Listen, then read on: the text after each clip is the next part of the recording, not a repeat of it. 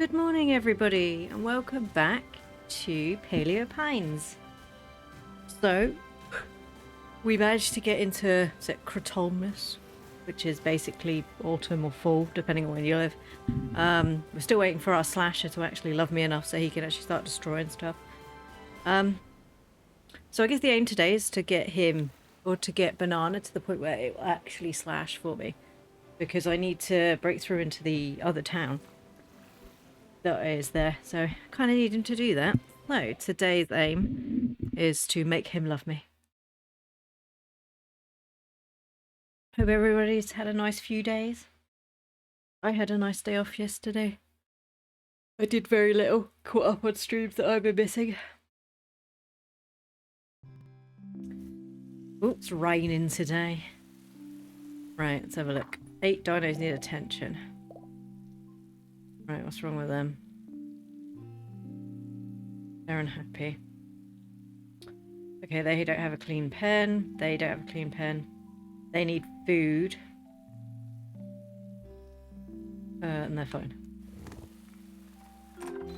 Uh-oh. I don't think I've got any more food.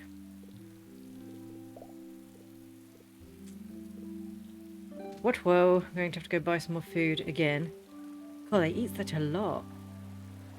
Right. Where's the poo? There it is.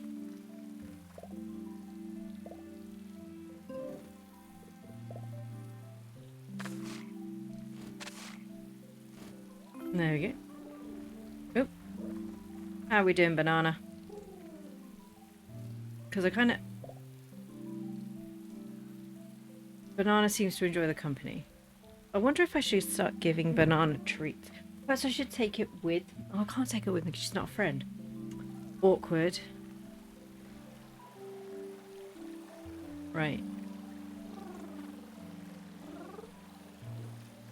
So one of the pens is upset. Okay, they're not lucky. Okay. They're unhappy because they got... Okay. One needs food. Sunny's pen. Do I have any spare food in this one I can give? Not really, no, because they eat too much. Then I'm just going to have to go buy some food. How much food do you have? 7, yeah, and you have 5, 2 and 2, don't you? Why are you all so greedy? It's my own fault. I meant to buy some more the other day and I forgot. There'll be some free stuff out. Right, so... Sorry, I was just pushing myself up. You swear. Oh, goodness gracious. Posto's all the way at the back now. That's right. There's poo, I can see it. Posto's just digging up his pit. Hello, Posto. Doing alright, mate? Yeah, good. Right. That's right. At the end of the last stream, I made some of the hens different, didn't I? I remember now. Goodness gracious. Right, Curly. Santana. Hello, Santana. Nididi, come here. They've got meat. So that's fine. No.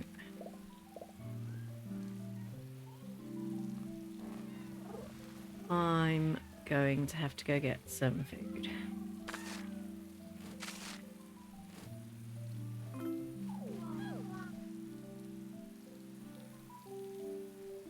I thought I was actually petting him. It seemed like it didn't pet him in the end.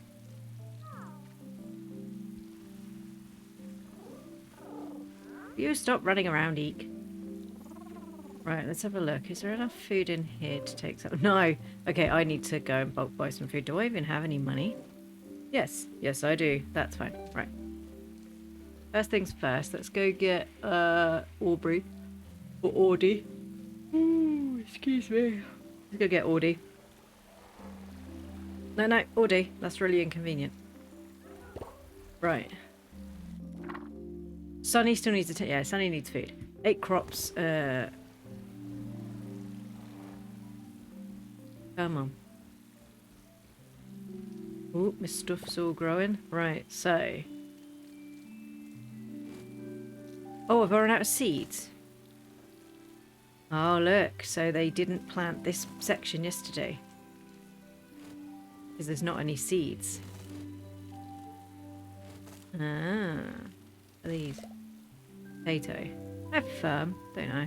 Yeah, I've got firm on me. No, not that one. Whoop whoop.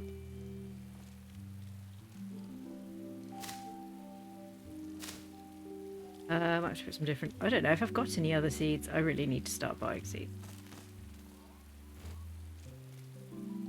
Could be they run out of energy. And they couldn't plant everything. Right. Do I have more seeds? I have 4 carrot seeds. Probably not. No, let's... Whoops.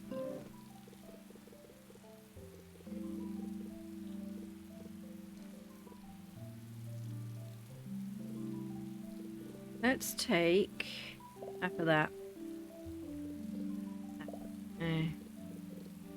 Just thinking that I might go make loads and loads of potato soup because I have quite a lot of potatoes.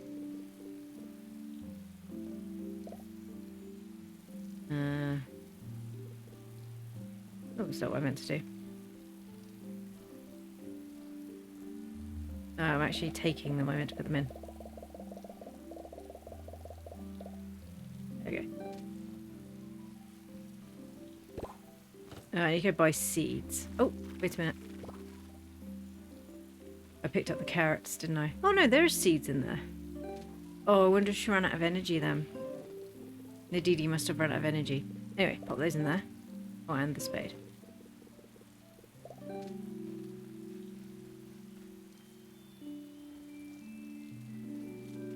Come on, you. We need to go buy some food. First, we'll go make some soup. And then we'll go sell it to Pippin. Hopefully, if he's there. Hopefully. I can check, can't I? I can actually check if Pippin's here today. Oh, goodness gracious me.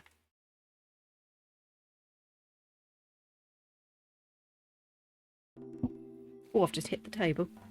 So I have to go this way, don't I? Is Pippin even here today? He is at Pebble Plaza. I'm not sure I've ever met Pippin's animal. Pudding. Pudding. I haven't done very much with these ones. Which the strange thing is I assumed I was getting closer with her because she was giving me more stuff.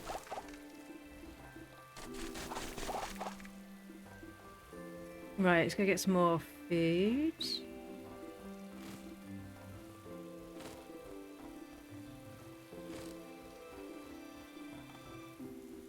What's my favourite dinosaur?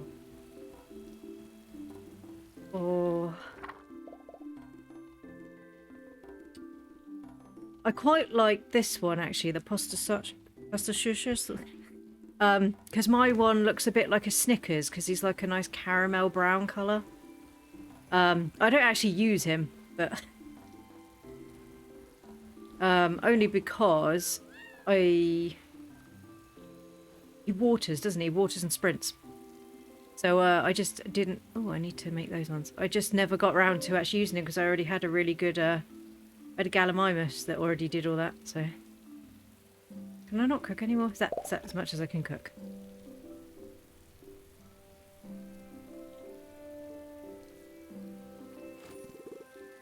Oh, that's 1 star. Did I not have it? Why didn't it let me go higher than 10? Oh, there you go. Sell those. I'm not very far through. I know it looks like I am because I'm in like the fall season, but I've really only been to here and Dapplewood.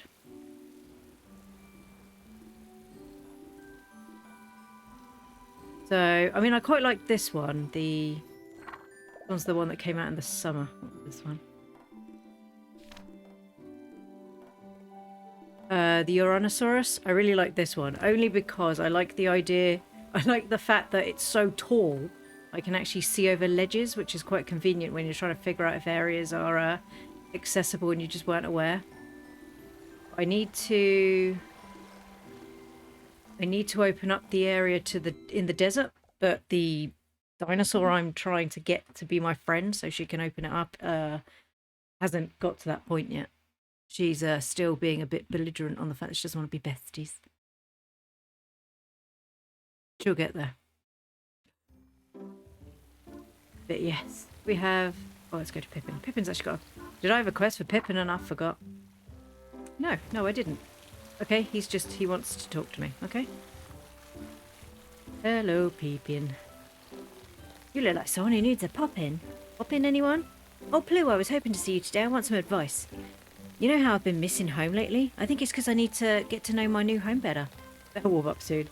There's lots I miss. Hot sozzle, swamp charades, my family super crunchy pop-ins.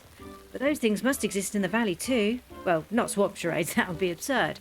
But some day like that, budding days, can you help me do some research into them? I think I understood the culture here. I'd understand everyone so much better. It might be helpful to ask Owen for one of his books. Okay, so he wants to understand what a budding day is?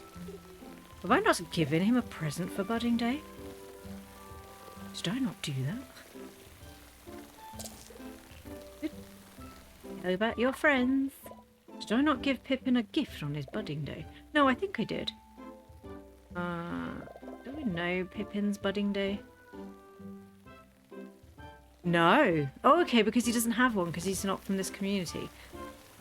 Oh, okay. Well, I'll have to go talk to Owen then, won't I? Right, I also need to buy food so my dinosaurs don't die.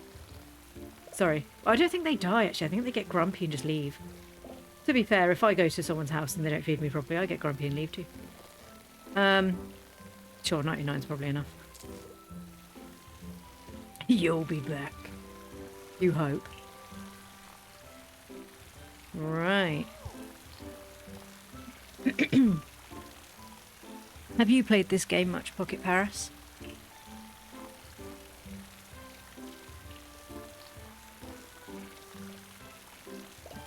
No, I didn't mean... Oh! The meal's working again. Thank you properly with one of these babies. Oh, she gave me a carrot cake. That's sweet. Oh, Dapplewood is the sweetest as sunrise. You ever want to stay the night, you just let me know. Oh, Granny. Forward. What we got now? Tomatoes? Yeah, they just leave, but the game is super lenient about it. It gives you like 5-ish unhappy days. Oh, that's alright then. If you want them back, Mari can help you track them down. Oh, I really, really like this game. Ooh, I've been playing it for a little while now, a couple of weeks. But I only play it while I'm on stream. Are there any trees for this season? Oh, there's pumpkins. These are new. Should probably buy something. Let's buy a couple of them. Yeah, this one's been on my wish list for a little while. I just hadn't got round to playing it. I've got 2 of those. Pretty sure I have the rest of it.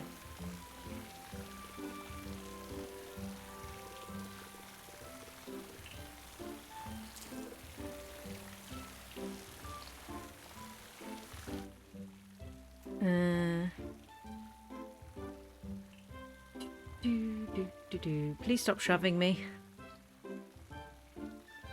Yeah, I think the only thing that begrudges me sometimes is if I'm looking at stuff or trying to be talking, and then the I guess the out-of-towners or whatever they're the ones that are obviously other people's characters just like shove you. They're just like pushing you out of the way. I was talking to Avery in the summer when he was here, and I was talking to him, and this woman just walked me like halfway up the hill to the point where he was just sort of shouting at me as I was talking to him. Yeah, I'm really enjoying this game. It's so good. I just got off of playing Roots of Patcha as well, which I only stopped because, to be fair, I'd got so far through it. I'd done most of the story stuff. I was just waiting. I'm waiting for the they've posted a timeline, or what's it called, a roadmap. They've posted a roadmap, and quite a few of the updates that they're going to bring out are going to be updates to the children. Which is why I'm not playing Roots of Pacha, because I quite like my children to be able to grow up, because otherwise it's just I think they go to the toddler stage at the moment, and that's about it. So I play a lot of cozy games quite frequently. I say frequently, all the time. What did I play before that? I played. What did I play before that? No, I needed that. Get that back out. Oh, carrot cake. Roots of Pacha. I played Frog Detective, because that was on Game Pass.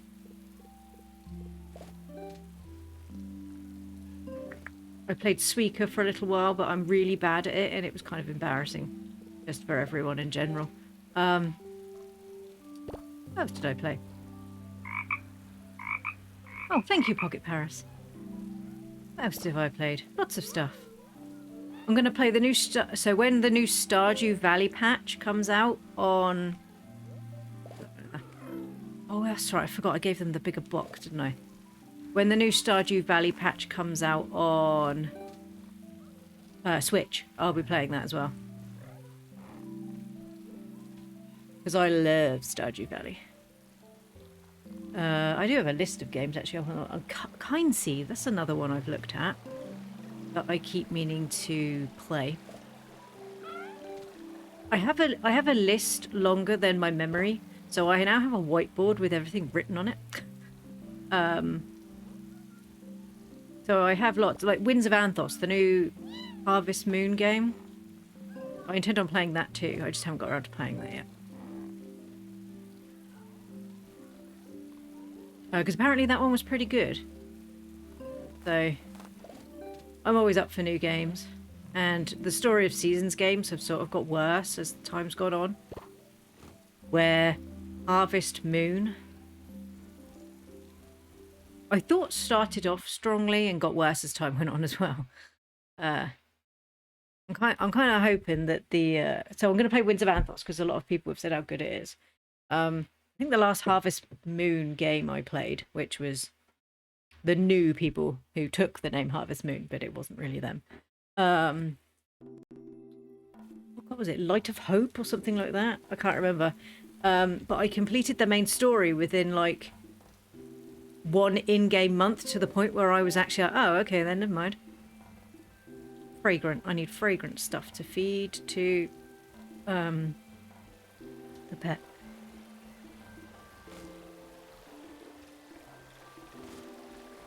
But apparently Winds of Anthos is very good.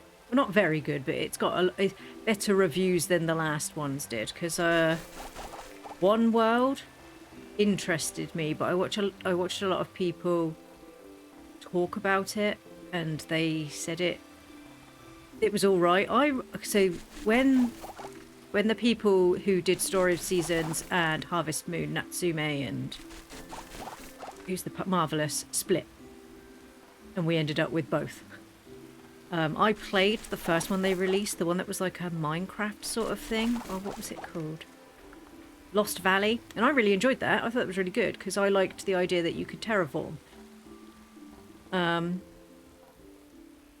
then they basically, for their second game, did the same thing again.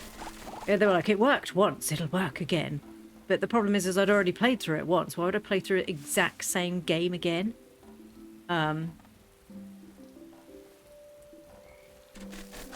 So I didn't play it again. And then I've been watching them from a distance to see if they were going to change, and unfortunately it looks like they didn't. But I've played quite a few of... The only problem with you, sweetheart, is that you're far too... There we go, pick up that single apple. I could have just got off, I'm too lazy. Am I going the right way? I think so.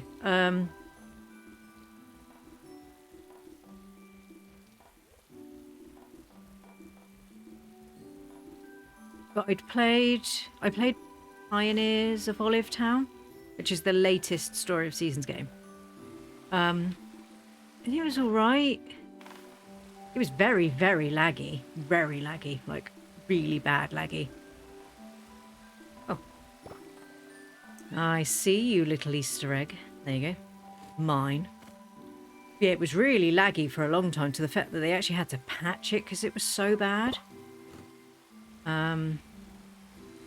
So I picked that back up last year sometime and actually managed to finish it. But I didn't get married to anyone because as a slightly older person who plays these games, I don't really want to have to marry 20-year-olds. Or some of them barely 20. There's a dreamstone there. Oh, but I need the slasher. Oh, Audie. Life's so hard when you don't have a slasher. Yeah, I didn't want to have to marry, like... I was going to ask if you'd found all the eggs. No! So I had the one on my farm, the one in the town, the one in Dapplewood, and I've just got the one here, which I didn't know was here. I'm going to be honest, I saw a Reddit thread and it kind of spoiled where they all were. But I don't... Oh! I don't have the 2 that are in the desert because I haven't unlocked the desert yet. I'm waiting for my slasher so I can open the way through to the desert gate. Yeah. Problem is I had the same about Stardew Valley. So when I first played Stardew Valley, I was in my mid-20s. No, that might be a lie. I might have been in my early 30s. And I could sort of be like, okay, yeah, Sam was a bit young because he's, you know, doing kick flips on his skateboard. I could sort of like be okay with the fact that he was maybe a little bit younger. As I've got older, I'm like, these are like children. I can't marry these people, they're children. Yeah, I can't get through here yet. And then he introduced Emily and Shane as marriage candidates. And I just go for them now. Although I could go for Harvey. I might. So my next Stardew Valley run, what I'm going, because I'm going to stream it. What I'm going to do is I'm going to roll a dice, because that's what I did in Parcher. Because I liked everyone, and they were except for Joe Rod, I didn't like him. And I was just like, right, I don't actually know who to pick, so I let a dice decide it for me. So I counted out how many romance candidates there were. I rolled I think it was a D12. I rolled a D12. And then I counted down the list for the number that it picked, and that was the one I married. And actually, it was a great choice because the girl I married was lovely.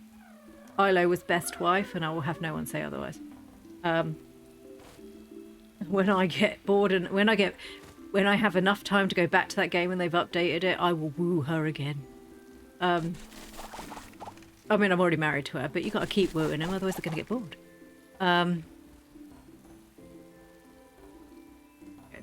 Going this way. That sounds fantastic, yeah. So in Stardew Valley this time I'm going to roll a dice and see who I get. Because I always go for the same people. I always go for, like, Shane. Because I can change him. I can change him. I know he's a drunk and I know he's in a bad way, but I can change him. I can make him better. In real life, I would not be with a guy like that. My husband is as far from that as possible, but I can change him. And also, you know, blue chickens is just like, I need that. I need that in my life. So, yeah, I'm going to roll a dice for my next one and let it pick for me. Because then because the problem is I like in the old Harvest Moon games, you just gift everyone, which is fine, but then you don't get married till like the end of the year because you're too busy gifting everybody. It is, yeah. I could change him. I liked Stardew Valley as well because it's sort of, a lot of the characters were more written by like adults and they weren't afraid, because Concerned Ape's fantastic and he wasn't afraid of like creating realistic people who, you know, James had a tough life. He doesn't like his job, he hates it to the point where he drinks himself to death every day. There are people like that in real life where I feel that the Story of Seasons games have gone to, let's make everything child-friendly. And as much as I love the Story of Seasons games because they've got such a history and they were my first like romance games that I ever played, their characters haven't evolved that much. Which is why I preferred Rune Factory for a little while, because at least they had different people that you could marry that weren't just, I'm a farmer's daughter. I love aminals. Do you love aminals too? Oh no, I highly recommend Stardew Valley. Also, it runs on everything. It's like Skyrim. You could run it on a potato at this point. I don't advise that. And if it doesn't run, you can't blame me. But no, Stardew Valley's so good. Oh, it's the yellow one. That matches the one I've got. Just Stardew Valley's so good. Oh, your friend makes a mod for it. Ooh. See, that's the problem with playing Switch. I don't get to play the mods. My PC is not... my PC currently runs OBS, so I can record, and VTuber Studio, so that I can have my frog. If I try to run anything else, it sounds like an aeroplane trying to take off. But the aim was sometime this year to buy myself a new rig, so I can actually play and stream at the same time. But as of now, that hasn't happened, because every time my husband and I try to save up enough money, something essential in the house blows up. So like the fridge, not the fridge, the oven, the washing machine, the dishwasher, the roof, you know, all important things that require us to have done and fixed that are not broken. Hi, Tora. One day, right? One day. That's alright. Thankfully, Switch has such a lot of other games that I've got options.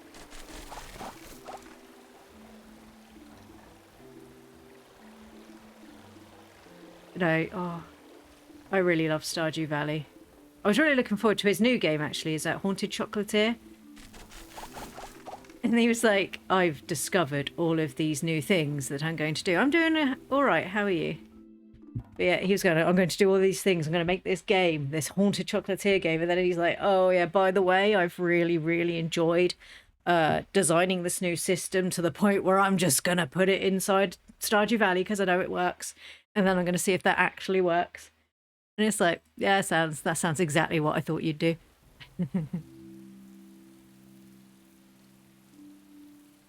Every time we get a patch for Stardew Valley, it's because Concerned Ape was going to put something in his other game. And then he was like, this works really well and I think they'll love it, but I'm going to test it first. So he tests it by putting it in Stardew Valley and everyone's like, this is amazing, this is great. And you can just imagine him sat behind his computer going, this is what I wanted. Oh, I was supposed to pick up fragrant stuff, wasn't I? Right, come on, we can do this. Banana, you will love me. You will love me. I need you to slash bushes so I can continue with the story that I've currently been... Right, something fragrant. Those are fragrant, aren't they? Are chilies fragrant? No, they're spicy and juicy. Which I guess makes sense. Oh, hey, Audie. Have I found its favourite treat yet? No. No, I don't think I have. I keep forgetting that's a thing. I'm really bad at... So I know he likes carrots. Yeah, I keep forgetting that's the thing. I'm gonna be honest with you. I'm a really bad pet owner with the fact that I forget that I'm supposed to give them treats, and I just sort of leave them in the cage and hope that they love me. Which I guess in hindsight was probably not the way to make friends quicker, was it? Do you like blueberries? You do like blueberries. But not enough to be besties.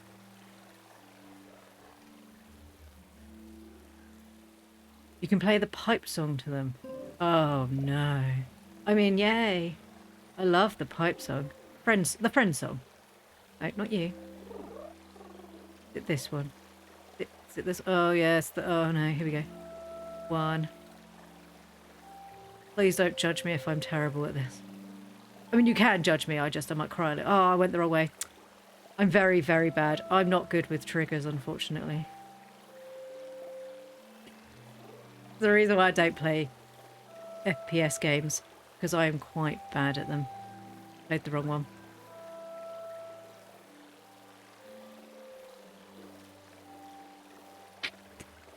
He's just sat there like, I don't know what you're doing, but I like it, sort of. Please love me so I don't have to keep tooting at you. That's blue. You know what? You're a good boy. You don't need me. It's fine. It's fine. It's fine. He loves me. It's fine. Bedtime. I'm so bad at that mini game.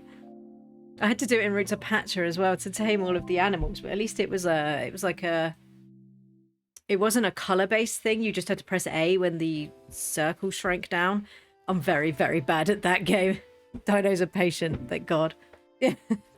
Thank goodness for that. Otherwise, they're just sat there like... Right. 2 dinos need your attention. Right. Who is it today? What is wrong with it? They've done a poo. They've done a poo. Okay, so Santana, no, Patsy, and Lucky. Which is this one and the back one. Oh, I didn't pick up my spade. I want more energy. I run too slow.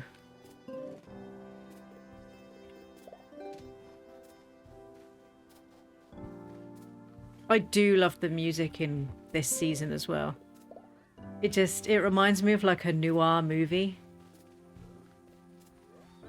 It shocked me the first time I heard this music because I half expected for a detective to like walk in. It's completely not what I expected it to sound like. Sounds like I should be in like a really smoky club somewhere.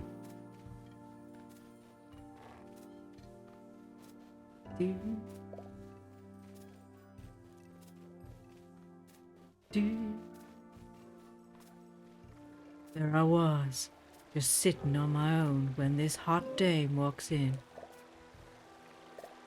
She asked me my name and I said, "Sugar, you have no idea what you're getting into by talking to me."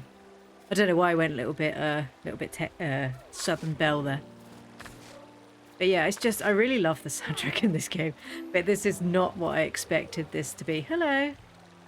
Oh, hey, Banana. If you wonder why it's called Banana, it's because when I caught this dinosaur, my daughter was home from school. Normally I use a randomizer. I have like a random name thing to pick names. Because unfortunately I'm very bad at picking names sometimes. And she was like, "I like that one, Mummy. He's got bananas on him." And I was like, "Oh, he does look like he's got bananas on him." She went, "Yes, that is his name. You will call him Banana." So that's why that one's called Banana. Clue After Dark. This is Clue After Dark. I'm not disappointed. I'm just squinting at you. Oh, wow. Managed to actually get that in first try. Well done. Like, Santana, we need to drink out of the pond, please.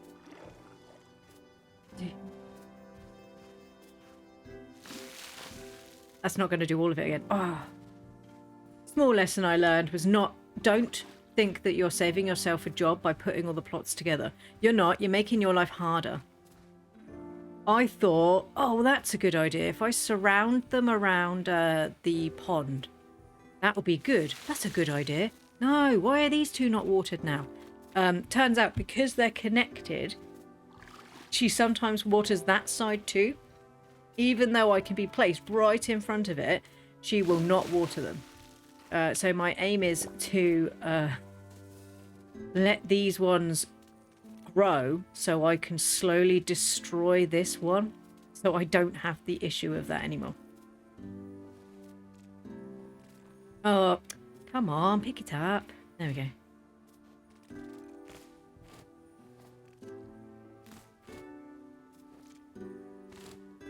Yes, so I must get Banana to love me. In fact, she asked me yesterday when she came home from school whether or not Banana had loved me yet. I was like, no. No, Banana does love me. It's okay, Mummy. I love you. Oh, thank you. Promise I don't want to say, but you can't slash for me, because she doesn't really understand what that means. What was that pink thing I just picked up?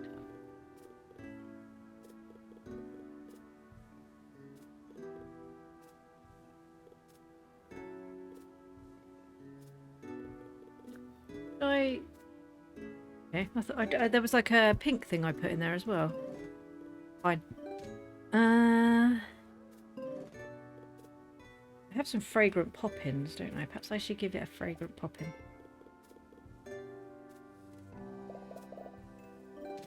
Hey Nadidi, have you got enough seeds left? You got enough seeds? Yeah. You're doing so well. Oh, here comes Moana. Also supposed to be called Moana, but I accidentally sneezed. Or, no, I meant to type in A and accidentally did an O. So instead of Moana, there you go, Moana. Moana has just leveled up. Yeah, unfortunately. Right, so... Oh, oops. Would you like this fragrant poppin'? I know you do. I know you'd love it. Is that nice? Did you like that? Yes. Poppin'. She seems to trust me. That's good. Right, let's try your game again, shall we? I like how they squint at you like they're not really sure if you're talking to them. Excuse you. Please. Please. I only have so many brain cells and they haven't been caffeinated enough this morning for you to run off like that.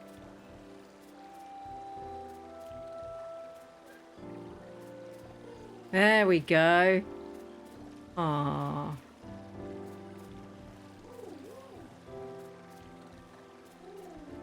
I did it. I did it.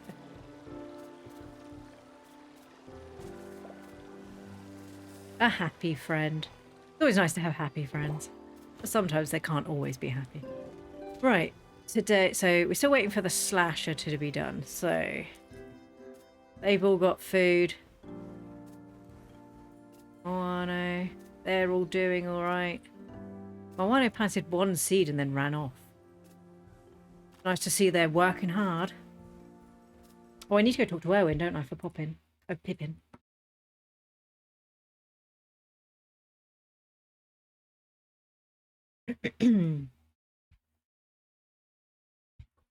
So what sort of other games do you play, Pocket? Sorry, Pocket Paris? Paris, Pocket? Whichever you prefer.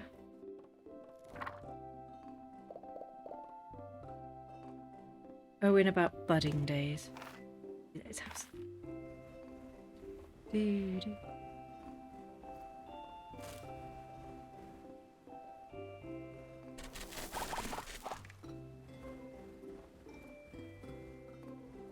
Okay.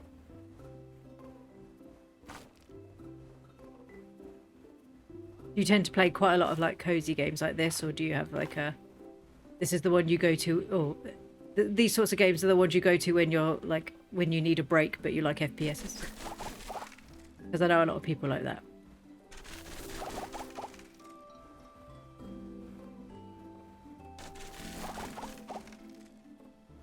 Oh, spooky... Oh, no. Oh, I'm not good with horror games. I'm too much of a wuss. Also, it's not fair to deafen people when I'm screaming. But no, I love pastel cozy. Did you ever play Calico? The one where you were like you were like trying to run a... I hazard to say a cat cafe. But you could also get like a raccoon and a bear. Pippin would like to learn about budding days. The most important tradition in Paleo Pines. It wouldn't not do... What? It wouldn't do not... to know about them. It wouldn't do. It wouldn't do not to know about them. Thank goodness you asked. I always keep a book or two on me for this kind of emergency. What to choose? Journeying into budding is a great start, but so is... You want to have a budding day, do you? Oh, I can't decide. Here, borrow both. Just think of the knowledge about to be imparted makes me happy. Books are truly magnificent. I agree. I liked Calico. When it first came out on Switch, it was a bit buggy. It was alright. I enjoyed it. I played it when it first came out on Switch. So it was a little... I know it's a lot better now. I think I completed it. I really enjoyed it. I thought it was quite good. It was one of those ones that we were on Christmas break. And I was like, well... I don't want to start a really long game, so I'll just do this. And that Calico was what I picked, and it was quite nice. I really enjoyed that one. Also, I liked the fact you could play as a curvier person. That, and I think I had like, like shin-high boots. Shin-high boots with like a nice warm cardigan, like a sensible person. Yeah, I really liked Calico. That was good.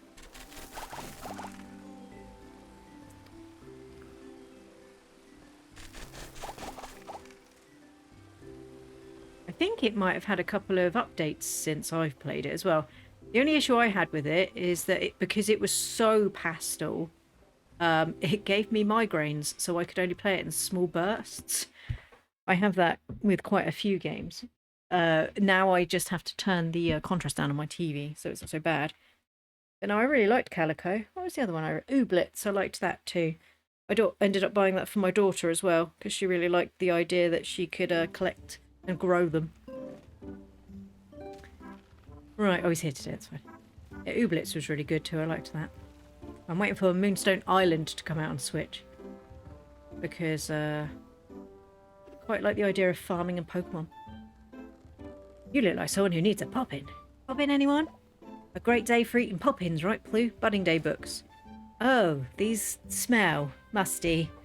Typical Owen. But I guess I'll try to give him a read. Thanks, Plue. Sweet. Or do I just leave him to do that? Talk to Pippin later. Okay. Okay. See you later.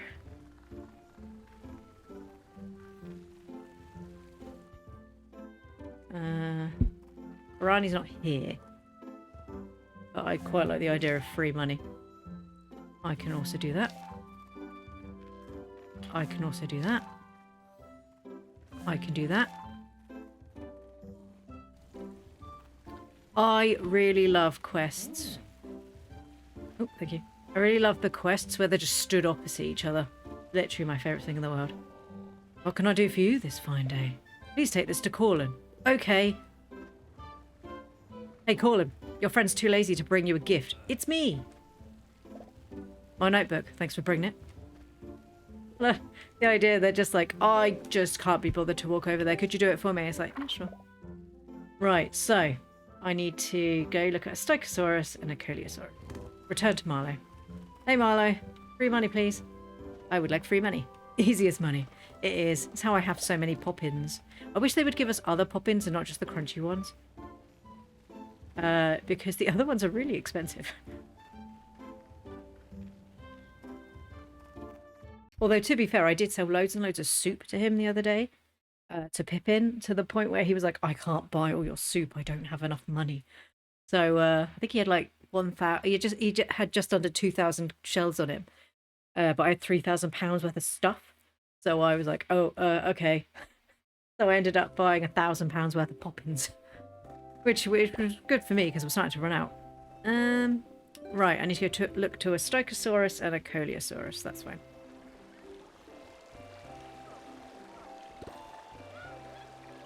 I think this might be a new colour over here. Right, let's toot the flute. Hello? Hello? It's me. Big red, medium yellow, and a blue. Big red, medium yellow, and a blue. Love me. So, I like the ones where you... So originally with the ones where they're like, please, could you learn about this dinosaur while it's asleep? I was waiting until night time.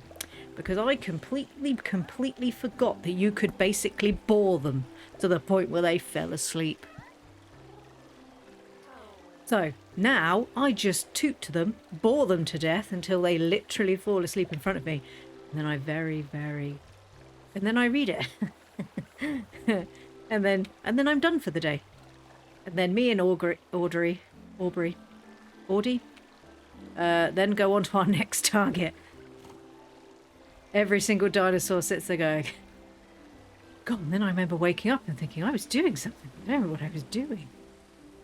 Because they were bored to death by Plue. Yeah, the pop-ins are so pricey sometimes. Shyster! Yes, my little purple girl. No, she's not purple, she's pink, clearly. I think she's coral coloured. Coral? We can find out. I think she's coral. Let's see. Audie. Oh, she's rose. I apologise. I'm not great with colours unless it's like pink. I'm not good with like tones of colours. Hello, Toot Toot. I love you, Toot Toot. Toot Toot Toot Toot Toot Toot Toot Toot Toot Toot Toot Toot Toot. One of you will love me. Right, here we go. Blue, purple, blue, blue, purple. Blue, purple, blue, blue, purple. Tweet, tweet, tweet. Go to sleep. Hey, how are you? I'm all right, thank you very much. I had a nice day off yesterday. I've just been playing Paleo Pines. The child is better now and is back at school, which is nice. Oh my god, that dino is cool. I mean, how have you been? You alright? Yeah, it's alright. That's how it works here. We just talk about the pets. Everything's fine. Yes, I'm okay.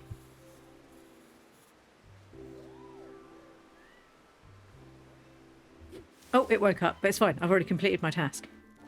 It's completed. I need to go talk to Mari and Owen. Every day is a good day with a dino in it. I agree. Alright, where is Mari? Oh, I think she might be in Dapplewood. Go talk to Owen first, and then I'll run back to Dapplewood. Every day is a good day when I get to sit down and just play games. At least for the first 3 hours before I have to go pick up the child from school. Hi, Owen. Yay, free money. I love money. Because everything is so expensive and I'm a hoarder.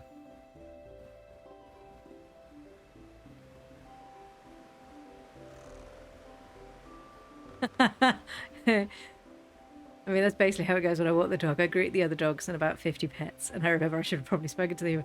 I do that with the mums at the school as well. You're like, hello so-and-so, hello so-and-so, and the mums are like, hey. And I'm like, oh, they don't have names. Everyone's just so-and-so's mum. How are you doing, so-and-so's mum? And they're like, I'm doing all right. I have a name. And I'm like, I don't know. It's so-and-so's mum. We don't need to, we just determine ourselves by our child.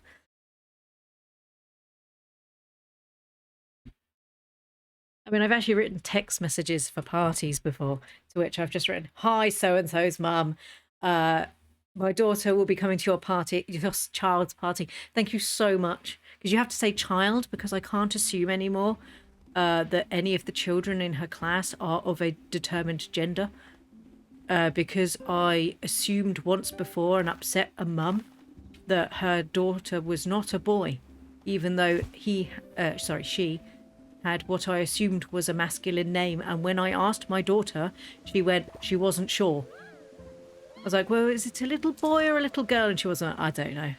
What do you mean you don't know? Well, I don't know. Well, do they look like a little boy or do they look like a little girl? They look like both. Okay. Okay, well, who do they play with? The boys or the girls? I don't know. Both. Okay, well, this isn't helping me either. So then I accidentally upset the mum by saying, of course, my daughter would love to come to your son's party, and she was like, oh, yeah, okay. Did you say my daughter was a son? I was like, I'm so sorry. I asked my daughter because I wasn't really sure because the name's quite androgynous. No, it's not. That's a girl's name or it's a boy's name. And I was like, is it? Oh, I'm so sorry. Oh, it's not. Oh. I'm very good at putting my foot in it. It's the reason why I'm a frog. I can't help it. I can't help it. I'm very good at just smile and waving. No, that's why normally I'm just quiet and sit in the corner because I can offend less people that way. Although we have been having a wonderful issue with the fact that my daughter was being picked on at school. And it had been getting progressively worse to the point where I've started to get... And I'm fed up of talking to the teachers and then going, everything's fine. Everything's not fine, clearly, because she's going home more and more upset every day. So I basically told the teacher if they couldn't sort it out, then I would. So that got them to sort it out pretty quick. And then yesterday, as we were walking home, my daughter very loudly, as we were stood behind one of the boys that was causing the issues, went, "That's the boy. He called me this word." And his mum turned around and went, "Oh, not my baby boy. And she went, yeah. And the mum was like, oh my God, I'm so sorry. I'm so sorry. I was like, no, that's all right. And he went, haha, it was a joke. I said it as a joke. And I was like, well, I would hope so, because it'd been horrible if you hadn't have said it as a joke. And his mum was like, oh, it was a joke. I'm sure it was a joke. I was like, well, I should hope so, because if it wasn't, that would be bad, wouldn't it? And the mum looked so awkward and quickly ferried him away. And me and my niece were sat there with my daughter like, I'm so proud of you. I've never been more proud of you than I am right now. All those tests you've passed, that was nothing in comparison to you sassing that kid to the point where his mum hated it. I love you so much. Because she's been having issues. We all remember what it was like being younger. Sometimes they do need to be sassy in public, I agree. We all remember what it was like being younger. And we probably, with our mums, because of the ages we are, probably got told to just be nice, just go, you know. They can't help it, just be nice. Well, we tried they can't help it, just be nice. And my daughter was getting more and more upset. So mummy got less, it's not fair, just be nice, and more of a, if that kid does it again, I want you to like throat punch him. Which apparently was not the correct option, amazingly. And I was like, no. I tried kind. I tried talking to the teachers. Oh, Posto, could you go back in? There we go. Oh, this is my Snickers coloured one. This is Posto. He doesn't like anybody else. He just likes happily living on his own, nomming his meat cubes, which is fine.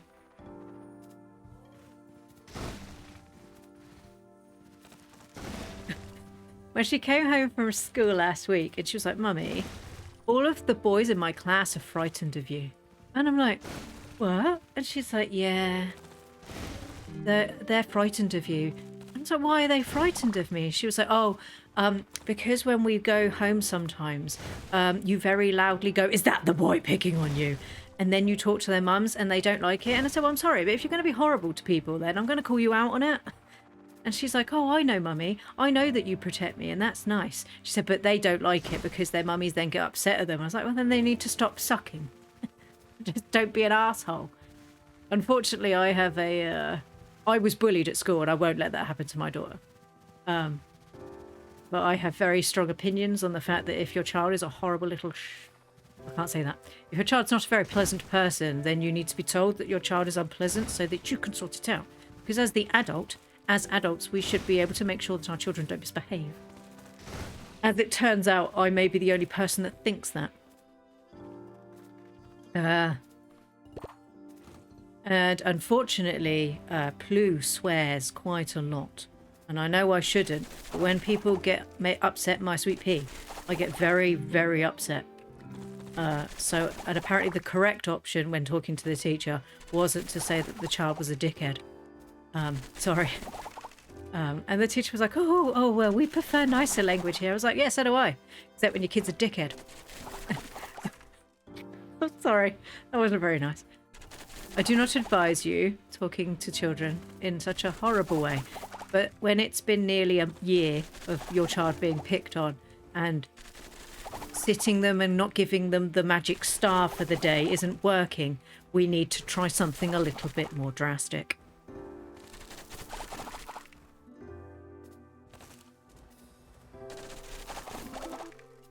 Oh, run out of stamina. As you should be. And if that's what the kid is, you should call them that. It's not like you do. No, it's not like I pinned a child to the floor and went, God, you're a dick. You definitely, the stepmother gives other kids and parents the stink eye when they ask us about it. It's why should my child be picked on when they haven't done nothing wrong? The only thing that my daughter has done wrong to them is that she is herself. Because we don't want her to fake and be somebody else. I mean, I'm a frog that streams online, you know? I stream so I can play games with people who are probably like-minded people who also play games. Back when I was a teenager, that was weird, you know? I mean, liking anime and liking games when you were a girl and you were... When I was at school in the 90s was weird. We didn't do that. Or boys did it, but girls didn't. I love that my daughter gets to do all the things that I didn't get to do. I love that for her, and I'm glad that she gets to do that. And if somebody's going to come up to her and tell her that she's doing wrong, I'm going to call them out on it, because I'm fed up with people telling her what she can and can't do. You were the quiet fat kid at school, so I was an easy target. I was short. I didn't grow till I was 20. So I was about 4.5 foot until I left school, and I had glasses and braces. My husband, however, is like 6 foot. I got to I'm 5 foot and an inch. And I worked for that inch. I worked for it. I'm 5 foot and an inch, and my husband's just over 6 foot. So we make a strange pair. But hopefully my baby girl's going to be tall, because she's already nearly... She keeps going, Mummy, I'm nearly as tall as you. And I'm like, I'm living the dream through my kid. Bananas, now I help her. We did it. Yes. Oh, I'm going to slash so much stuff. Sorry, that came out a bit more creepy than it was meant to. Right, what do I need to do today? They're fine. They're fine. They need a clean pen. That needs a clean pen. Right, they've all pooped.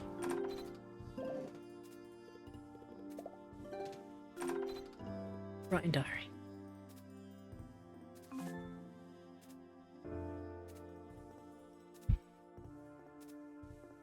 Keep playing.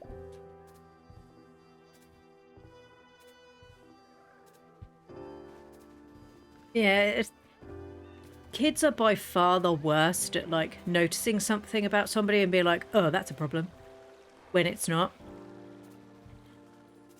But as adults, we have the ability to teach our children that that is wrong. What you don't do is go to parents' evening. The reason why I bring this up is because this happened. You don't go to parents' evening and then complain loudly in front of the teacher that if other people would just teach their kid to get a thicker skin because it's just kids in it, everything would be fine. Unfortunately for them, their child was the child that was picking on mine. And oh, they know it now. Oh my god, look how cute that is. I'm going to have to... It's a good thing I've got a small bottom so I can sit in there.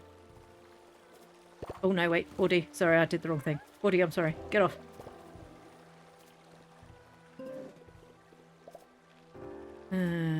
First things first, I need you to come with me. That's the wrong one.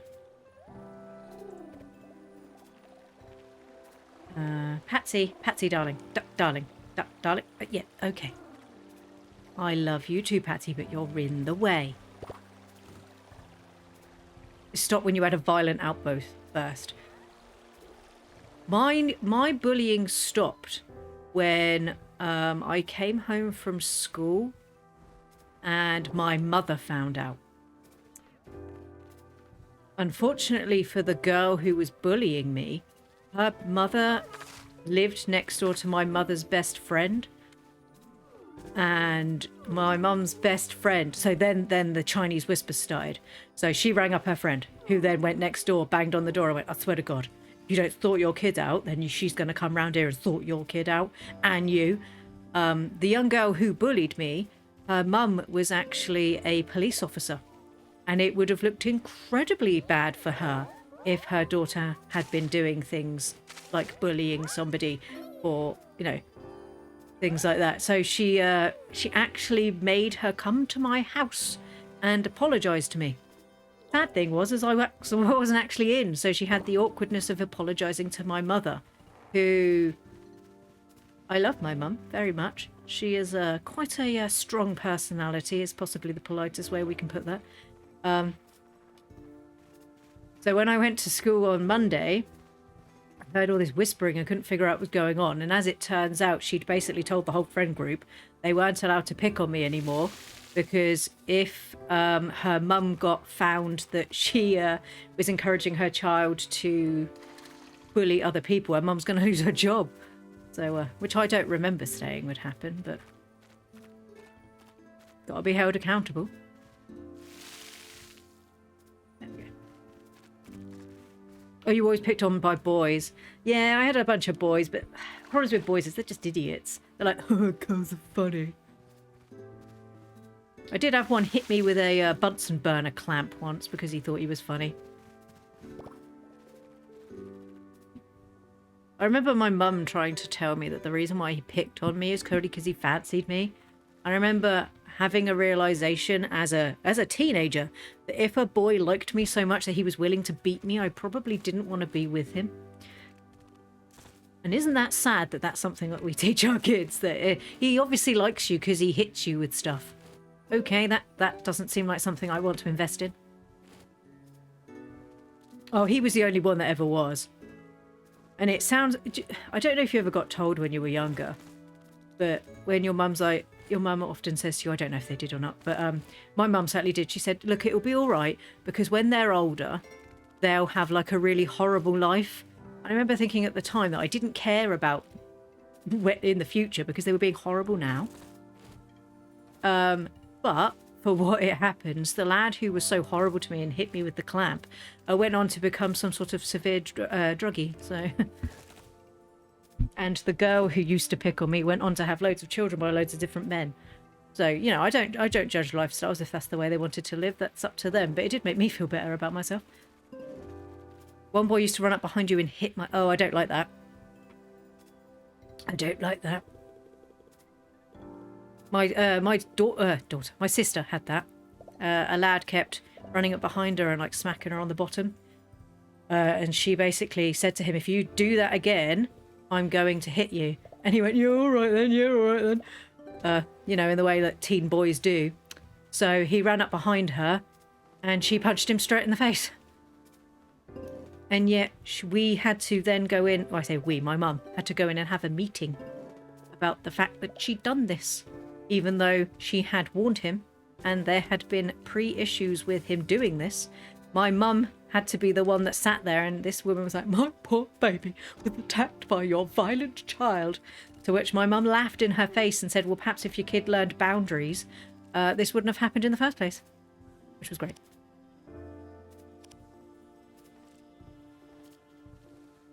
She really decked that kid as well. God, he had a bleeding nose and everything. My sister was, she was always a bit more, she was the youngest, so I was the older of 4, and she was the younger of 4, but the in-between kids were boys who used to fight and wrestle because WWE and WWF was quite big when I was small.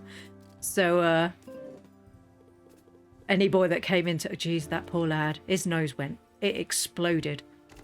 Well, serves himself right, doesn't it?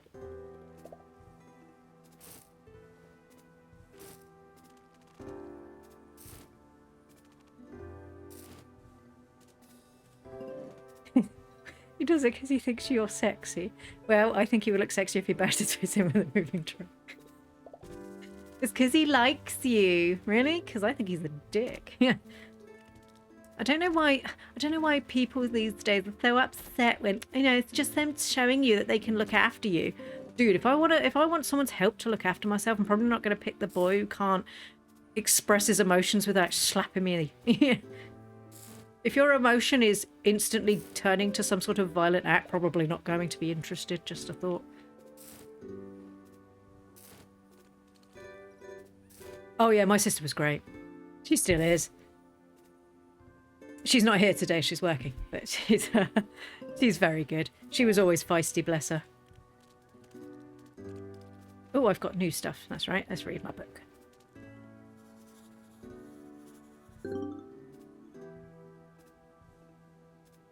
Oh, goth phase. See, I never had a goth phase. My sister did. Oh, no, sorry. I apologise. I shouldn't say she was goth. She was emo because she was a mosh. I remember her... I'm 7 years older than my sister. I didn't really understand like emo and goth. I just knew that she started wearing a lot of black and she was grumpy a lot of the time. But where I was more like when I got grumpy, I watched like anime and played games. I got invested in my husbandos. So I didn't have this, I didn't have that stage of like, my life is ruined because I can't do life. And I remember coming back, my mum was like, oh, I'm having real troubles with her. I really need your help, Lou. And I was like, okay. So I was like, hey, kid, you all right? She's like, yeah. I was like, so mum says you're going through your goth stage. She's like, oh my God, I'm emo. I'm emotionally struggling with life. I was just like, I don't know what that means. You're going to have to explain. And she had to sit there. She's like, it means I'm just getting on with life and people just need to back off. Okay, honey, I love you. You're still a goth on the inside. That's the great thing about your 30s and 40s, just in case neither of you are there. I know you are, Shystar, but we spend our whole life as our teenagers trying to fit in, and not fitting in as it happens. We then get to 20s and you try desperately to fit in enough because that's what society tells us we have to do. You have to fit in, or the people of the gender that you choose will not want to be with you.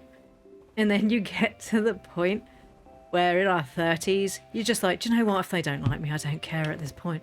Or I've just realised I needed to sort Posto out, but he'll be all right. No, look, do that now. Not my Snicker boy. Yeah, you're like, I don't care anymore. For my birthday, for a long time, my mum wouldn't accept the fact that I liked like nerdy things because she didn't understand that. So for my birthday yesterday, she actually sent me like a really nerdy t-shirt, and I was like, oh, she's finally accepted it. It only took her 40 years. For those of you needing the acceptance, it does come eventually. Just it would take a long time.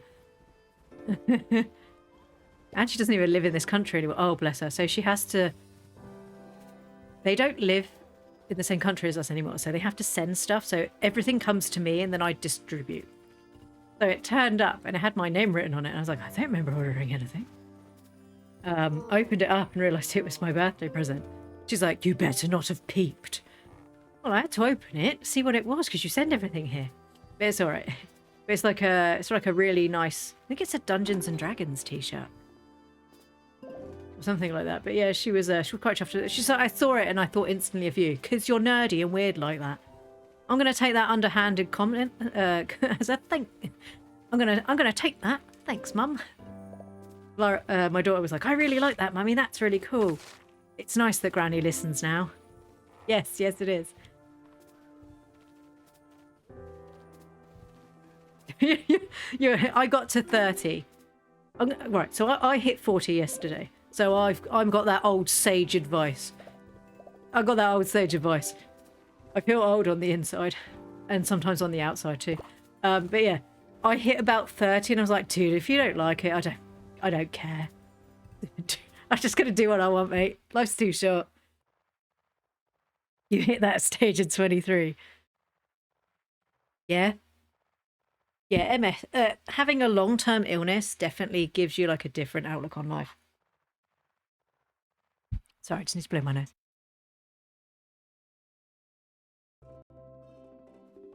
Excuse me. Yeah, so full disclosure, I was born with a pretty significant cardiac issue. To the point where if I get sick, I get very sick. If you don't see me streaming for quite some time, it's probably because I'm not very well. Which is why I only stream in small blocks, because I need to move around quite a bit because my circulation's quite bad.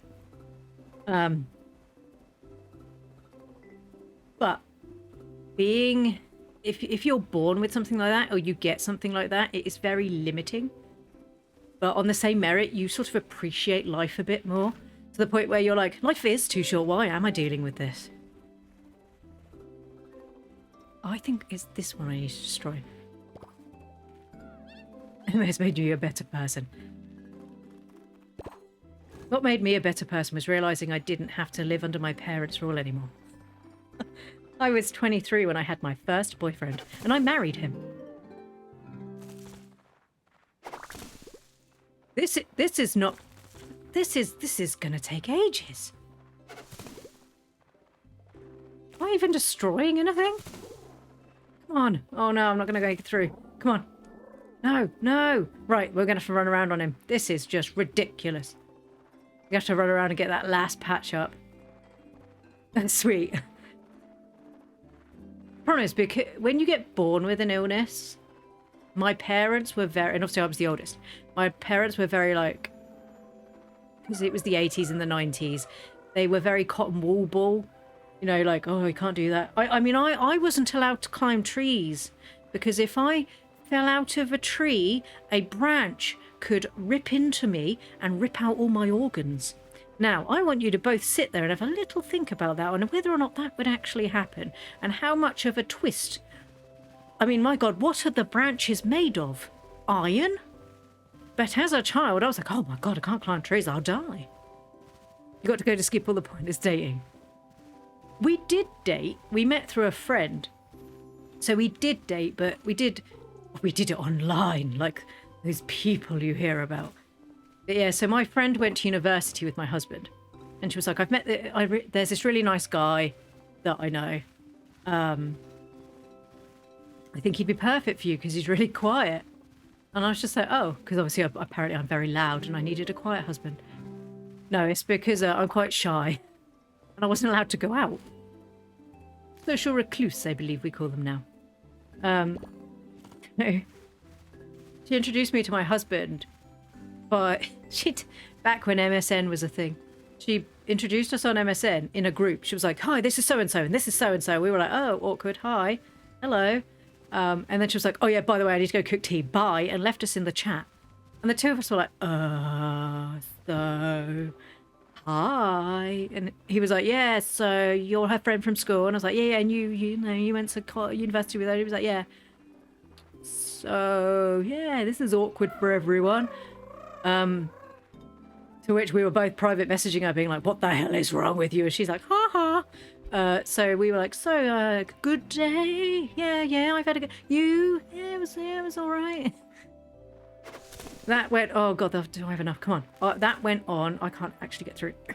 That went on for about... Oh, you joking me.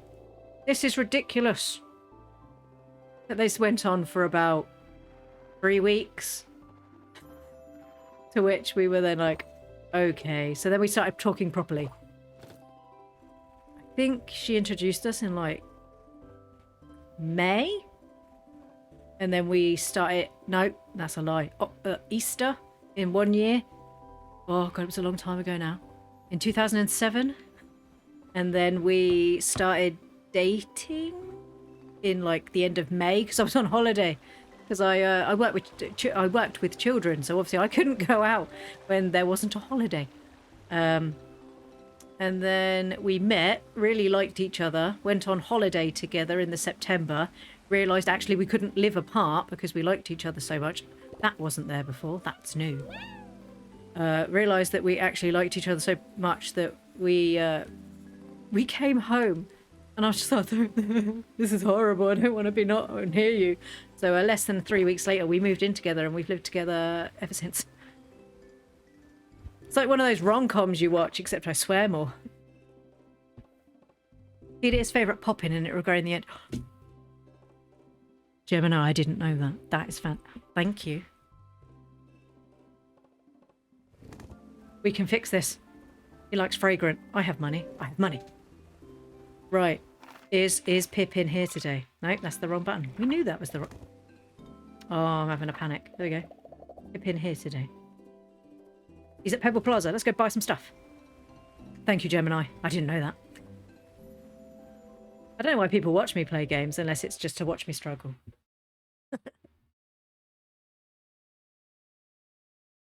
I met my boyfriend on one of those dating sites. I love socially awkward people. I guess the only issue I have with meeting people online is that you don't really know them because they could pretend who they are. But thankfully, where I very slowly met my husband, it wasn't too bad. And, you know, we've been together nearly 20 years now, so at this point I think if he was going to change, he'd probably have done it by now. You look like someone who needs a pop-in. Hey, Plu, guess what? I read those books Owen lent me. They sent me straight to sleep. I mean, I don't mean to be rude, but it turns out I found reading a complete bore fest. It's okay, though. Marlo saw that I was reading and he told me all about budding days instead. It's a day where everyone celebrates you moving into your home tree. You might even get gifts. Have a pop-in on the house. It may not be your budding day. I'm glad you helped me out. Oh, it's not the one she likes. I could have had a free one then. Right, fragrant. I would like a fragrant one, please. I clicked the wrong button. Yep, I want one of them. Thank you.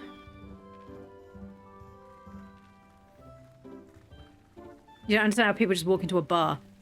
The amount of anxiety I get walking into anything that is a social... no. I mean, I met my partner via a friend.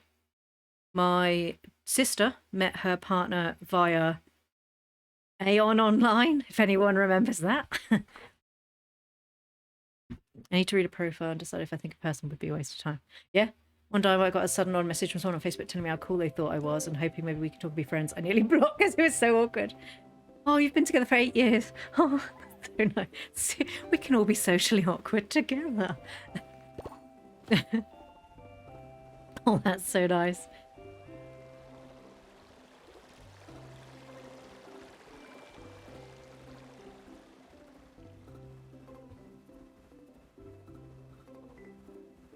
The only, just having a memory, which is why I went completely silent. Of I had a friend that I don't. She's not my friend anymore. I had this friend, and we'd had a falling out over many things because it turns out I like to fill my life with very toxic people. And she sent me a message. Oh, Gemini, you're an angel. You know that. Thank you so much. She was like, we haven't spoken a long time. I really miss you. And I was like, we don't speak because you're horrible. And she was like, oh, I can't believe you'd say that to me. And I was like, really? Maybe this is the shortcut that Rani said leads to Arakota Canyon. Yeah. Stop talking to me. Oh, it was because somebody else painted my nails. She got upset because that was our thing. That was the only thing we had in common. We'd been friends for 30 years. The only thing we had in common was the fact she could paint nails. Isn't that sad? You're welcome. These columns are too old and delicate to just smash through. This isn't going to work.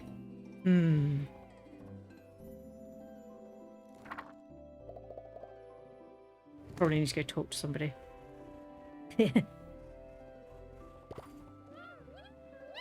Woo!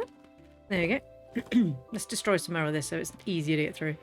Yeah, she messaged me and she was like, we haven't spoken for ages and the kids miss you. And I was like, you still with your horrible husband? He's the love of my life. I can't believe you don't like him. Full disclosure, her husband was not a very nice man. And liked to verbally abuse her son that she already had to, and I quote, man him up. So, when I wasn't fully enamored with said husband, she was upset because everybody else thought he was really sexy. And apparently because I didn't find her husband sexy, she found that strange.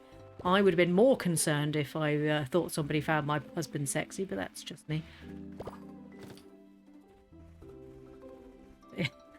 That's this strange... Oh, thank you very much, Mermaid. I didn't even know what that noise was because I've never had a raid before. Thank you very much, Mermaid. Mermaid Maria? That's such a lovely name. Thank you very much. That actually frightened me because I had no idea what that noise was. It sounded like I was leveling up in Mario. Welcome, Raiders. Thank you very much. Welcome in. My name's Paleo. I am a frog PNG VTuber. And I like playing cozy games. And currently we're talking about friends that we used to have that we no longer speak to because we realised they were terrible, terrible people. But welcome in. Thank you very much. If you don't know what this game is Paleo Pines. It is a really lovely game. All about raising dinosaurs and making them my besties. Which I have not done so well so far. A bit like in real life. But we're slowly making the farm better so that all of our dinosaurs have somewhere to live. I had to spend too much time adjusting all my alerts so they wouldn't start me. Well, all my other alerts are like a frog noise. This was clearly the... I was like, no one's going to raid me for ages. I'm not that big. And then all of a sudden it went off and I was like, what's that noise?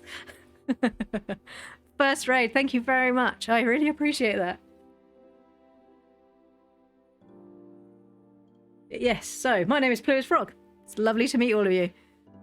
I stream...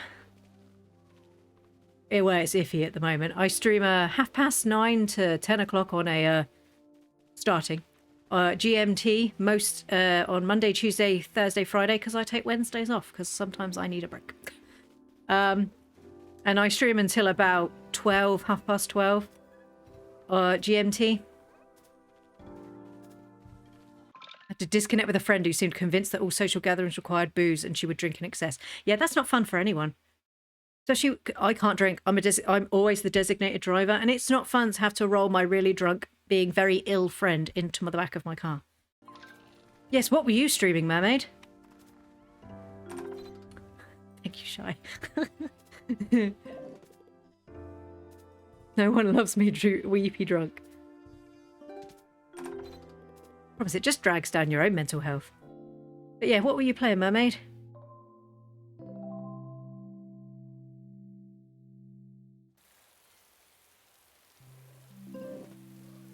Oh, it's rained. Oh, Ark Survival. Ooh. My computer was never good enough to run Ark. We tried PixArk when they first announced that. That went badly.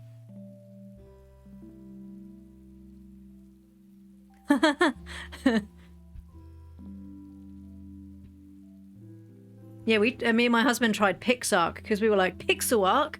That seems like we could get into it. In fact, it kind of reminds me of this game, PixArk, but actually it works and it wasn't bad. But no, we watched a lot of people play Ark, but I've never played Ark. Right, who do I need? I found the entrance, but nothing's happened. Very hard trying to find similar chill vibes in that streaming category. Yeah, I was going to say, Ark is really not that cozy. It can be if you and your community can make it cozy. Clean pen, clean pen. They're all right. They need a clean pen, and they're all right. It's cozy up until the dinosaur rips someone's heads off, and then you're like, uh-oh. I didn't even realise they made PixArk and put it on the Switch. We bought it on Steam when it first came out, and the multiplayer did not work. It was just terrible. To the point where I was actually really disappointed because my husband had purposely gone out and bought it for me. Right, where's the poop, kids? Where have you put the poop? I know it's here. I know, there it is. Stop hiding it. It's not a treasure. No, it isn't. Stop arguing. I don't want to drop my viewers from laid back building stream. Yeah, that's the...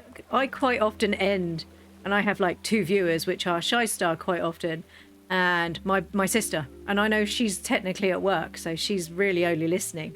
And I'm like, do I raid with 2 viewers into something? And then I look on the category I tend to do, because I tend to do a lot of like cozy games that are probably past their best. And they very few. I don't even know if there's actually anybody in the Paleo Pines one today. And I'm just like, they probably don't need me to. Pocket pad. Ark seems the kind of game I'd like because dinos, but it seems like the kind of game I'd enjoy a lot more friends. Yeah. It's like, what was it? Atlas? That was the one on the sea, wasn't it? I think it's made by the same people. Stardew streams are always a good bet for cozy. God, I love Stardew Valley. It's nearly here. Shy, it's nearly here. It's nearly here, the patch. It's coming soon. I don't know when it'll be out on Steam, but it'll be here. No, 19th of March for Steam, but I don't know when it's coming out on Switch. We have a date. We have a date. Paleo Pines is delightful. I find it has many things that are very janky. It's a bit floaty. I will say that. I found the controls a little floaty. Also, it doesn't help that my Joy-Cons are slowly dying.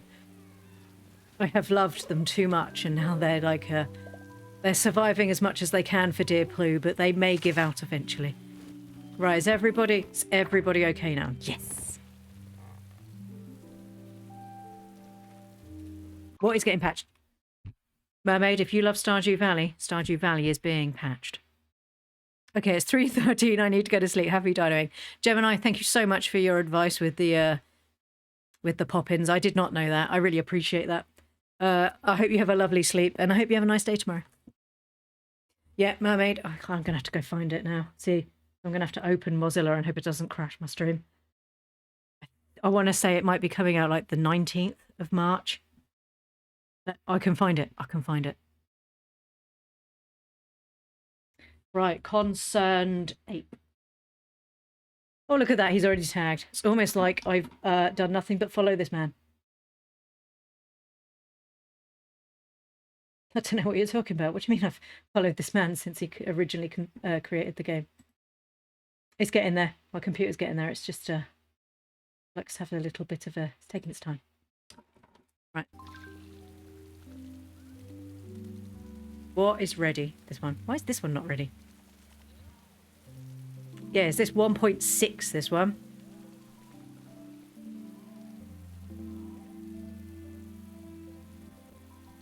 Come on, you. Oh, X, why are you so difficult?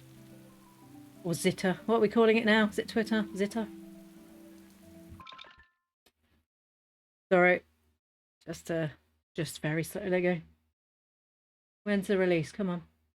Did you know there's also a Stardew Valley cookbook? I'm not saying it's cool or anything, but I really want... March 19th. There you go. For console mobile will follow as soon as possible. So, it's looking pretty good. Co-op is so good in Stardew Valley. Oh, me and my husband and my daughter, when she was very small, played Stardew Valley co-op. Mummy and Daddy did everything, and she married Sebastian and refused to allow me into her house to see the baby.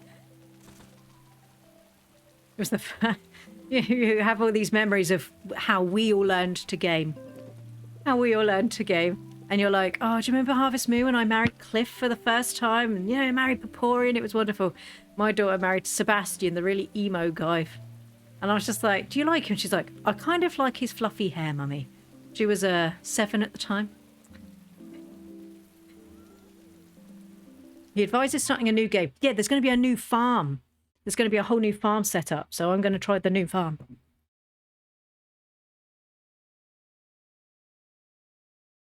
Yeah, he says he advises starting a new one only because it sounds like there's going to be new events starting from the start. So there's one new big festival, 2 mini festivals. I don't believe there's any new... People are claiming, I cannot confirm or deny this because I don't know. People are claiming we might be getting a new area. No, don't do this to me. Why would you do this to me? I'm sorry, I didn't mean to. I apologise.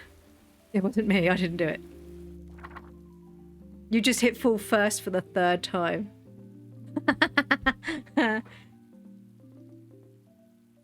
We tend to complete the, what's it called? We tend to complete the bundles, and then my husband's like, do you want to start again? No, I don't want to start again. No, we've just finished it. Of course, now you can go to Juniper Island, so... I have so many different characters, and they all marry Shane. Except for the first one I ever had, which married Sam. Who I now can't marry because he's too young, and it makes me feel a bit creepy on the inside. I'm going to pretend I didn't hear that, because we're playing on Switch, so it'll be... yeah, exactly. We're going to have to wait a little while. What you're playing now is practice. Practice for when you start the brand new one. But I can't imagine it would be too bad. I mean, you're only in fall, so it just means if the new ones are in the new festivals are in spring, summer, then you maybe just might have to wait till the next year. But Stardew Valley is one of those games that you can play over time anyway. So Sewer Cryptid is best boy. I love him.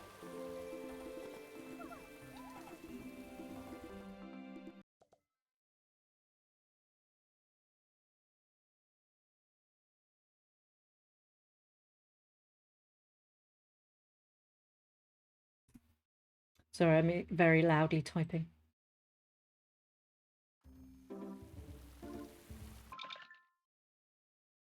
Krobus. That's right. I was like, what's his name? It begins with a K and I can't remember what his name is. I was like, Kronkус? No, it can't be Kronkus. That doesn't sound right. Krobus. I love Krobus. He's such a good boy. Right. Anybody got any good quests today? Platonic life partner is clearly the superior roommate. I agree, and I always pick Shane. Only because... it seems so wrong to be like, I really love you. I've stopped drinking for you. I love you too. Here's blue chickens. And they'd be like, okay, see you later. Gonna marry someone else. I can't do that. It's not in my being to romance somebody to the point where they give me a gift and then I go like, okay, bye. I can't do that. It hurts too. You only like Shane and like the blue chickens. I can't do it. There's that part of me that, even though I know it's a game, there's that part of me that just can't do it because I'm too nice. I can't. It hurts. Can you stop shoving me, please? Some of us are busy.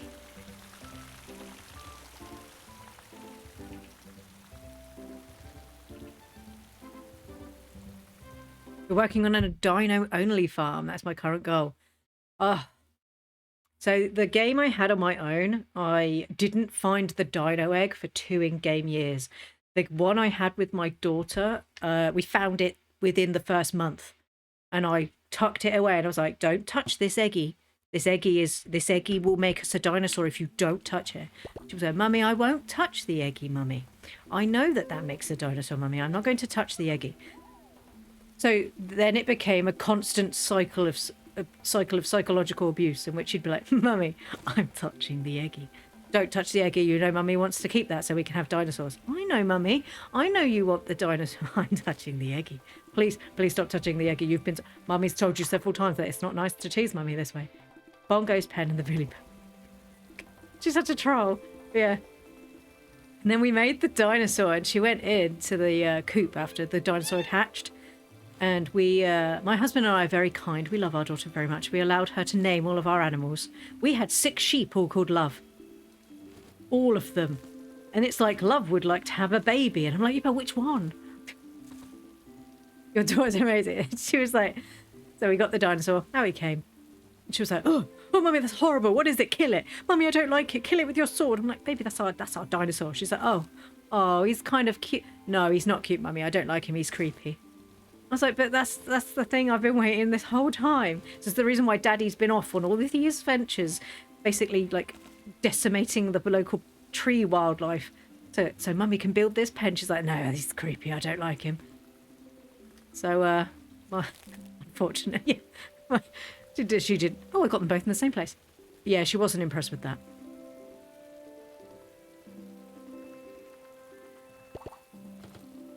I don't disagree with some of the sprites. Yeah, some of the sprites are a bit iffy. But it took us ages. It was a real learning experience to watch her slowly learn a game. And Stardew Valley is obviously just a lovely game. Unless you oh god, it took us about... So you unlock the caves in the first summer. It took us until about the first winter to actually get her to come into the cave. She's like, I've got a sword. Yay, Mummy, look. And then she saw a slime for the first time. She was like, oh, Mummy, that green jiggly rock just moved. I was like, baby, that's a slime. And she's like, oh, Mummy, there's a green jiggly rock and I don't like it. I was like, it's all right, just don't go near it. And she's like, Mummy, it's coming after me, it's got eyes. And she's running around the house screaming. We're holding her remotes. And her character's not moving in the game. She's just running around the house screaming. I'm like, baby, calm down. So we sat her down, we're like, it's all right. So my husband comes in, kills the jiggly green rock. Everything was fine. She was like, I am never going in that horrible place again, Mummy. And then we'd be like, oh, Mummy, where did you get those daggers from? We have to get them from going in the cave. I can't go in the cave though, can I? Mummy, because the rocks attack you. And technically she's not lying. Some of the rocks do attack you, but they are insects underneath. But yeah. I do wish there was some mods on Switch. Which I understand why Nintendo don't, because, you know, they're funny about things like that. Yeah, I do. To be fair, when I get a better computer, I might be able to play the games, and then I can mod them. Green jiggly rock. A green jiggly rock. She was terrified. Absolutely terrified. Poor child. Maro is this way. I'm crying. Oh my god. I don't remember if anyone remembers in the early 80s, where if any of you were even alive that long. When I learnt to game, we only had Mario. Okay, that was the only game we had, and Star Fox Adventures. But that was Dad's, and we weren't allowed to touch that because it required to be, you know, an adult apparently. And we all used to hold our controllers, and when you jumped, you had to lift the controller up because that meant you jumped higher. So when my daughter was like, oh, for God's sake, sorry. So when she was trying to slash the slime with her thing, and she's like pushing the A button to slash the slime, but she's also swinging her hands back and forth. God, I wish my model was animated so I could show you. But she's like, just imagine holding your controller and going from right to left, and she's going, yeah, Mummy, it's not working. And I'm like, well, baby, you need to stand still. But yeah, oh god. The first rock crab was traumatized. Yes, until it dropped a bomb, and then it was the best thing she ever had. The reason why she doesn't have a Wii is we have a Wii. We put it on her for the first time, and she was like, Mummy, look, I can wiggle my arms like this, as she nearly threw the remote through the screen. Nintendo gave us this lovely little thing, so we didn't do that. The problem is, Marlo's not here today. The problem is it doesn't work on very small children who have little wiggly wrists. So, she used the Wii maybe once before Mummy was like, do you know what? I like my TV too much, and I packed that away. I mean, this is the same child, and I love my daughter with all of my heart, who when we play D&D gets little happy feet. And if you've never seen a child with happy feet, it's... If you're a true gamer and when you first get a game that you've been waiting 5 years for and you get that feeling and it makes you happily stamp your feet, it's that. So she like happily stamps her little feet because she's so happy it's finally here. And she gets happy feet. So she rolled a D20 on she plays a dragonborn, by the way. So she could be a dragon because why wouldn't she want to be a dragon? She rolled a D20 and crit some guy, knocks him unconscious. And she had these little happy feet. She went, I killed him, mummy. I killed him. And it's such a good thing that our neighbours can't hear us. Because could you imagine hearing a small child scream at the top of her voice, I killed him. I killed him. My sister sent me a video today of autistic niece with happy feet. Happy feet. You say happy feet to a parent. They all know what you're saying. Hello, Targ. Targ is my husband, everyone. He's currently at work today. Well, he's always at work, but normally he's at home. But Targ is my husband.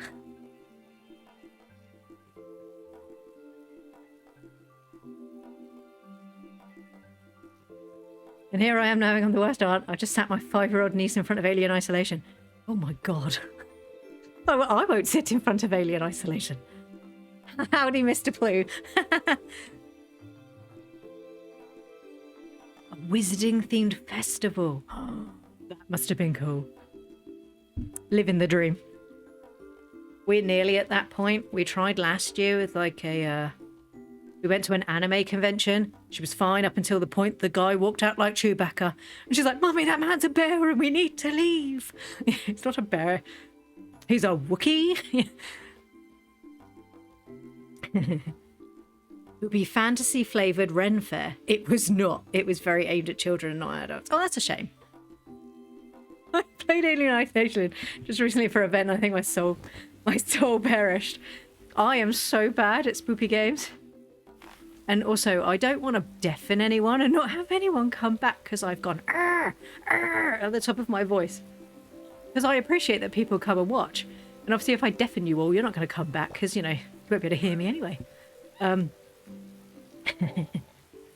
Determined to still enjoy ourselves, we went to see the fighting demonstration aimed to be highly choreographed, overacting. Oh, like a child does when they're like, I'm over here and I'm going to take you down, evildoer.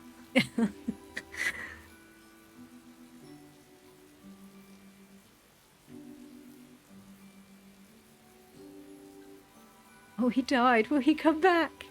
Well, if we play Mission 2 again, yes, let's do that. I played Mission 2 of Alien Isolation with my niece 6 times. I was clearing a few trees and stumbled across some seeds. Owen asked if I could drop anything I find in the forest over to him. He's collecting data. I think he's kind of swamped today. Would you be able? Yes, I can do that. That's your lucky trinket. That's your other lucky trinket. Apparently you suck. Wisdom Day? You'll attend, won't you? What's Wisdom Day? I'll explain everything the day. Don't worry. Art. Okay. Pebble Bridge. Sweet. Attend Wisdom Day. My chat is full of absolute gremlins and they like it when I scream.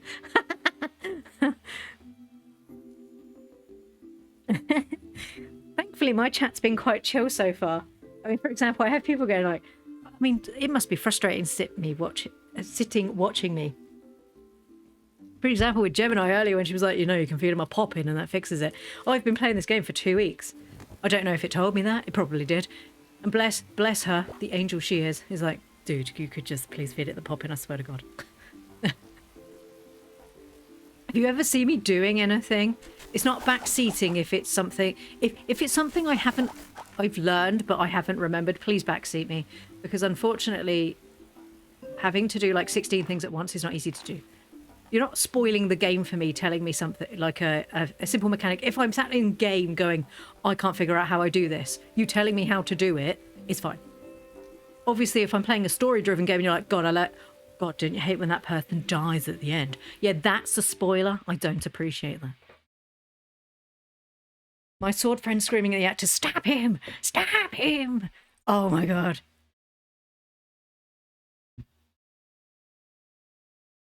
A tiny child next to us in a squeaky voice. Stab him! Stop corrupting the children. Corrupt the children more.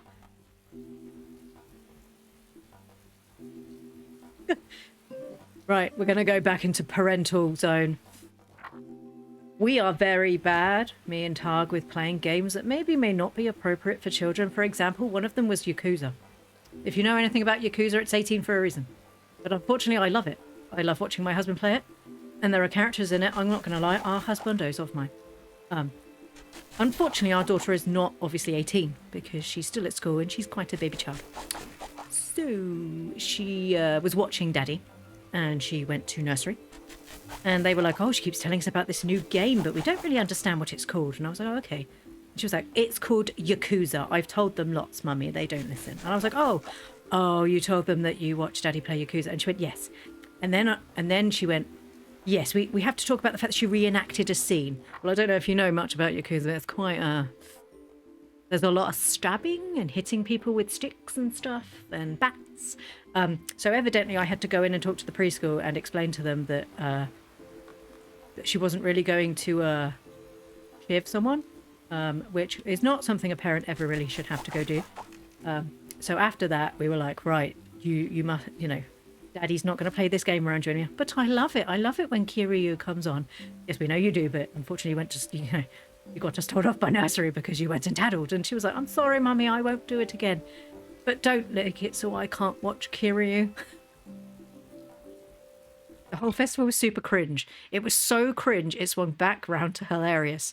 We went to a train experience that was advertised as a scary prison escape adventure, and it turned out to be some kind of weird interactive musical. There was singing. Bad singing. Oh my God. My brother, bless him, I love him very much, went to Phantom of the Opera when it released the movie version because he thought it was a horror movie. He said he didn't mind so much, but he was sat there with his mate watching it. And then all of a sudden, they started to sing. And he was really confused, but he thought, oh, maybe they just do a singing bit. He said after 2.5 hours, they'd sung the whole way through. I was like, you realise it was a musical, yeah? He was like, no. Phantom of the Opera is clearly a horror movie about there a phantom in the opera. And I was like, honey, no, it's a musical about him like falling in love with this woman who sings. And he's like, yeah, that's the... Oh... Yet him and his friend sat through a 2-hour-long version of Phantom of the Opera, waiting for the horror. Evidently, there was no horror. And he just very sweetly sat there and watched the whole thing. Bless him. He's an angel, really. We needed to give those to Owen, didn't we? Unexpected musical expedition attacked again. I watched Sweeney Todd. I knew it had some singing in it, but I didn't know how much singing was in it. And I'm like, I think it's a bit creepy. And my husband's like, it's all right. If it gets really bad, you can just cuddle up on it. You know, I'll protect you from the scary man on the TV. And then they started singing, and I was just like, Johnny Depp really can't sing, can he? This is really bad. And it got worse and worse to the point by the end of it, I was actually laughing because it was so my sweet summer child. Well, it was good. Yeah, I liked Sweeney Todd. Yeah, bless him. My brother was bless. The only thing I can say, bless. He was adamant it was a horror movie. But yeah, there's nothing worse than bad singing. What ruined Les Miserables for me? When Russell Grant started really badly singing and I was like, oh, that's not good. Like, great story. I wasn't expecting this. The story was really good. Please stop singing. Into the Woods was like, oh, was it? See, I had never watched Into the Woods.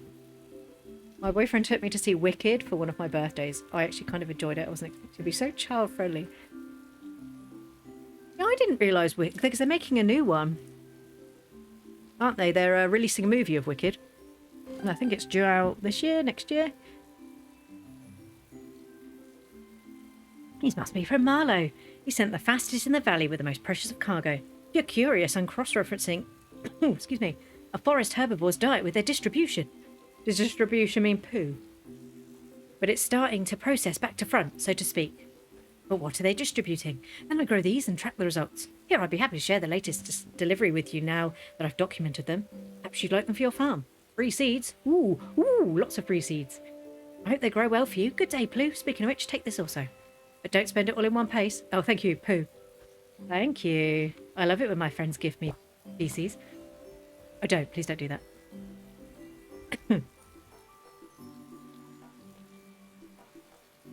Wicked's very... So I've never seen Wicked. Obviously, I know the original, which is the Wizard of Oz. I nearly said The Land Before Time, but we all know that that's not true. The Land Before Time, scarier than Phantom of the Opera. Okay, let's just put that right there. I love history, and the lyrics are wonderful. It's just so on the nose, make me giggle. I really need to watch Wicked, I think. It's one of... I don't... So I live in England. So if Wicked comes out, it tends to go to London, which is not far from where I live, but it's not close. So I would have to go quite far to go watch it. Also, because it's in London, you have to charge like £400 just to do anything, because you can't drive home because it's too far away, and each ticket's like £150 because they play it in the Broad, and it's just ridiculous. And I'm lazy and I don't like people, so I'd rather watch it on TV. My Neighbour Totoro, I saw that. It looked so good. I know the truth of the wizard. We all know. He's the bad boy and he knows it. I watched...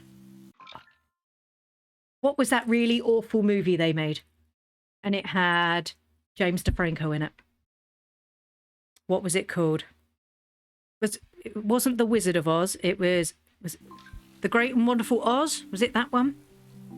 When it's got Mila Kunis in it.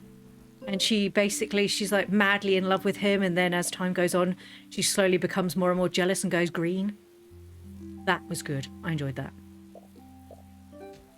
Although it didn't sound like I said that when I went, do you remember that really terrible movie? I remember thinking some of the bits in this movie aren't very good. Perhaps I shouldn't have started it with, do you remember that really terrible movie? When Elphaba finds out the wizard sings wonderful. What? Sorry. She deserves better.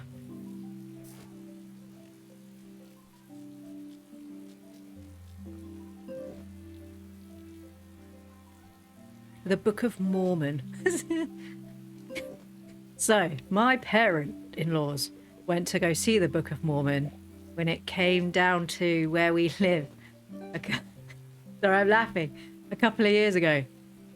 And his only comment was, I didn't realise it was so Christian. Now, I've never looked into the Book of Mormon. But my assumption was it being something to do with Mormons is maybe it was a little bit Christian. And he was just like, I didn't realise it was going to be very Christian-y. And I was like, I don't know the Book of Mormon. I don't know if it is Christian-y or he just, I don't know how Christian-y is too Christian-y, you know? But yeah, he's a very strange man. I have a habit of loving bad movies. Like, everyone hates Waterworld. Oh, I haven't heard about Waterworld for years, but God, I loved that movie. It was so weird. I just wanted to give the Citizens of Oz everything. So you lied to them? Alphabet, where I come from, we tell all sorts of things that aren't true. We call it history. Man's called a traitor, a liberator, a rich man's thief, a philanthropist. Is one a crusader, a ruthless invader? It's all in which label is... Ooh. I need to sit down and find Wicked, don't I? I think that's just a thing. I think I'm going to need to do that. You know, in my spare time.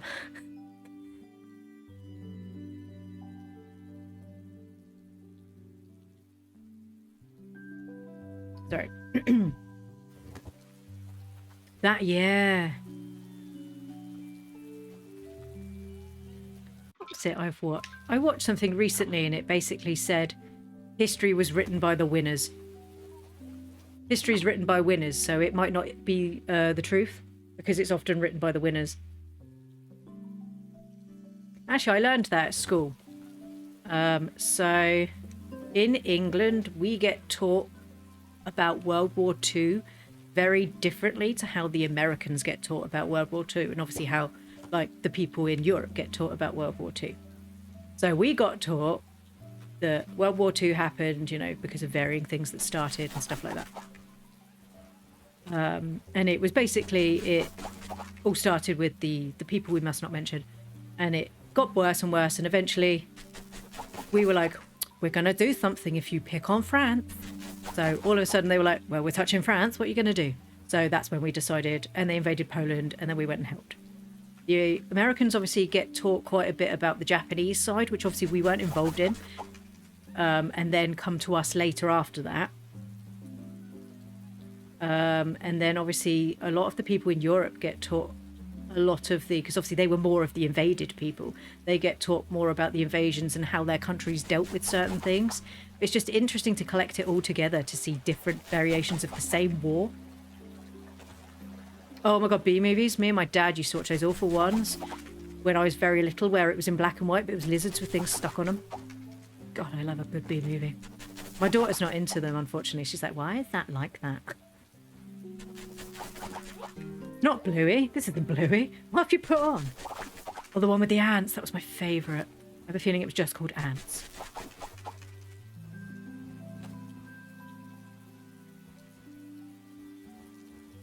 Although, oh, thank you, mermaid. The only creature horror sort of movie that I watched with my dad, because he was like, I don't think this one's that bad. You're just being a bit of a wuss. Let's watch this together. And then by the end of the night, we were both terrified. Was, I think it's called Mimic. And the creatures are basically giant praying mantises. But, oh, it's actually giving me shivers thinking about it right now. And instead of like so praying mantises have the hook claws, and instead of the hooks they had masks that they put up in front of their faces so that they looked human. Anyway, you're delightful, and I'll definitely be coming back more to hang out, but I got to head to bed. Thank you so much for the raid, mermaid. I really, really appreciate that. Thank you very much. Thank you for teaching me what the raid noise was, because I didn't know what that was. I hope you have a lovely evening, and I hope you have a good time streaming Ark when you come back on. Oh, excuse me, I didn't mean to cough. But I really appreciate that. Thank you very much. But I hope you have a lovely day. And go cuddle to bed. Go to sleep. It's always been interesting how, as Americans, we talk up our involvement as being the deciding factor that turned things around. But at the same time, not mentioning how we started doing the exact same thing with the Japanese people here. Really? Yeah, I must admit, that was one of the things that I wrote from talking to other Americans about World War II, was a lot of them were like, oh yeah, we came in and saved you. And I was like, did you? That's not what I was taught. No, we came in and saved you. But it's not so much you came in and saved us, just you came and backed us up, which in turn helped us because it helped support. But I wouldn't say saved, supported. As a Canadian, it's hilarious listening to Americans talk about history. At the time, my American friend was super shocked to find out that the White House burning down was actually retaliation for the sack of York. See, that's all. See, that I don't understand what any of that means. But once again, but then you probably don't know what the War of Roses is, so whoops. Super revised to not make the USA look bad. Like when they threw all my damn tea in the river. Furious. It's fine. More for me. Sorry. No, that was probably our fault. The British like to be like, we did nothing wrong because, you know, we invaded all those areas and we made those people slaves. But it wasn't our fault. We were just being friendly. You know, yeah. Every culture likes to rewrite history into their own because it's just easier than admitting that maybe we're not very nice people. Right. Anyway, mermaid, you're supposed to go to bed. Right. Spade. Let's spade some people. Nope. Right. 3 dinos need attention today. Battle of Hastings, but Americans would be like, huh? I'm going to be honest. I learned about the Battle of Hastings once when I was at school. At 1066. Is that one? I'm not a great history buff, unfortunately. I love history and I love learning about new things, but I'm not great at it. My brain only has so much information, and at the moment it's filled with pastel dinosaurs. There's nothing wrong with that. I feel the best view of the world is when looked at it from multiple sides. Exactly. You don't have all the sides. How are you supposed to know? Who am I here for? Who am I here for? Oh, I see you.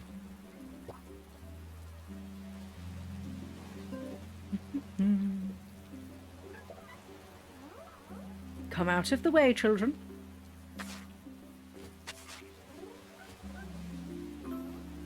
I know there was a battle, that's all I remember from school, so I know it's I know it exists. Yeah, I want to say... Oh, were you hungry? Is that what that noise was? No, you should have loads of food. Right. Yeah, I want to say the Battle of Hastings was 1066. Do you want to know the only thing I remember from history? Is the wives of Henry VIII. Because they taught us via a rhyme. Divorced, beheaded, died. Divorced, beheaded, survived. And the only reason why that poor sweet woman survived her husband is because he died before she did. Otherwise, she probably would have been murdered in some sort of horrific beheading as well. Because apparently our history is so boring that we must talk about the one guy that basically ruined everything. And then they keep making like all these TV shows about him being like, he's so wonderful. Not to everyone. They teach every child in this country that rhyme. Yeah, my daughter knows it. Divorced, beheaded, died. Divorced, beheaded, survived.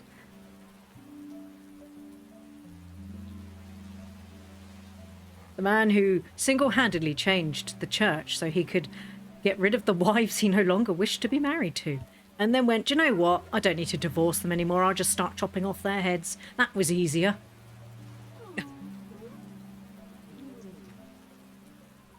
The exception being if you think T-Rex was a scavenger. Then you're just wrong on all sides. I wasn't a... You think it was a scavenger? My assumption is that T-Rex was like a hunter because of the type of teeth it had. I mean, I'm going to be honest, my limited knowledge of T-Rexes comes from Jurassic Park and Walking with Dinosaurs narrated by David Attenborough. You mentioned history and I'm a geek, so I leave you with the funniest line in all of history, bar none. You can't convince me otherwise. Well, okay. I'm having a sip of water because I need to prepare myself.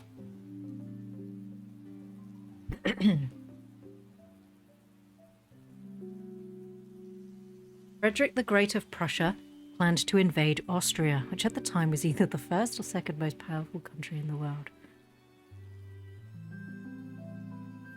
Frederick.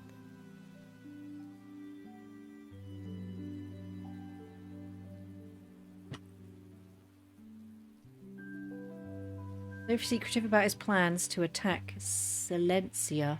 Even his top generals had no idea what he was planning. Surely that's a terrible mistake if you don't tell the people that you're going to invade with that you're invading. Surely just means you turn up on your own. Which seems like a terrible idea. Right, go to the crops. That seems like a missed planning. And a conversation occurred that was recorded, and I kid you not, it was in this book I found while researching.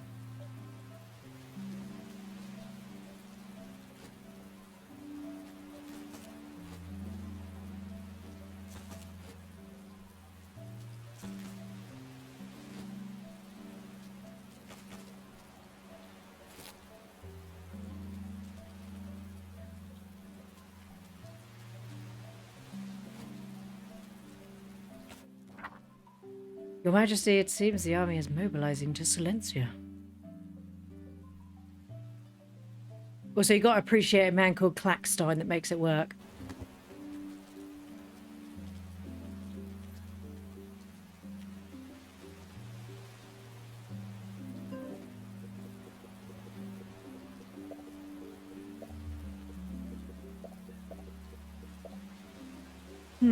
So it seems. Oh, so he was still pretending at that time that he didn't know. Who are they? Oh, I don't know anything about that.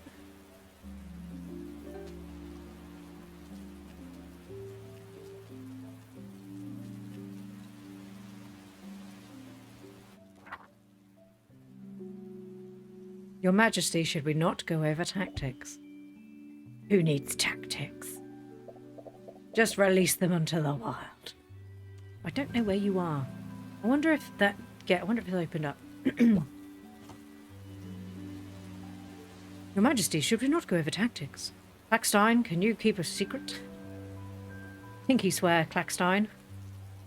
Oh, yes, Your Majesty. Sorry, I don't know why they've got quite the... I can't do an Austrian accent. I'm not even going to try.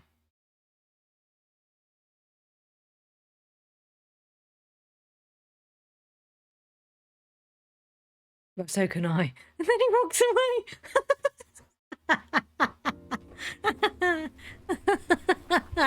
Burn! And walks off. Jesus. Dude. You can't just like invade a country and be like, I've sent them off, but I'm not telling you, head general. It's just none of your business. Dude. It's at the end of Earth, there more. Can you keep a secret? Yes, Your Majesty. Well, so can I. Oh my god. That's like... that's so bad. I mean, I'm going to assume that by the planned to invade Austria, did he manage it? Or did his people get absolutely decimated because they had no backup from anyone? That's just awful. Good lord. A few days later, he invaded it and was so successful the Prussians suffered 1 total casualty.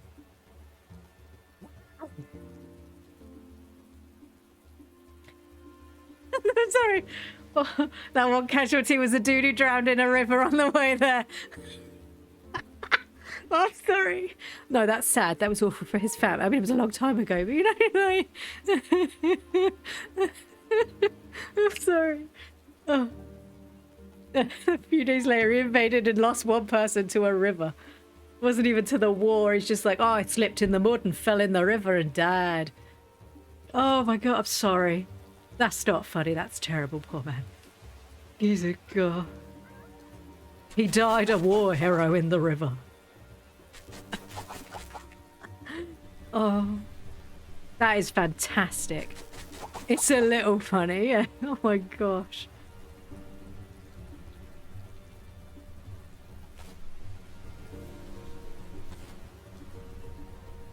Goodness. Well, it clearly worked out for him, not keeping it, unless he assumed... Oh, there's another dreamstone in there with a smashing thing. I've walked past this several times. Right, let's go get Smasher. Maybe he didn't trust that general. He was like, nah, I know you're just going to tattle to people. So this tiny little country no one was paying any attention to came out of nowhere, invaded the 2nd most powerful country in the world and captured their richest province with no battle losses whatsoever. It's pretty impressive, really, isn't it? Sticking it to the man. Or by not tailing his secrets.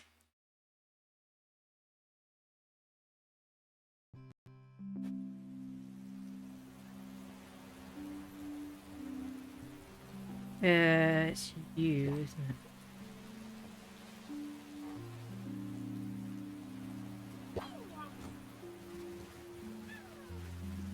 You gonna come with me?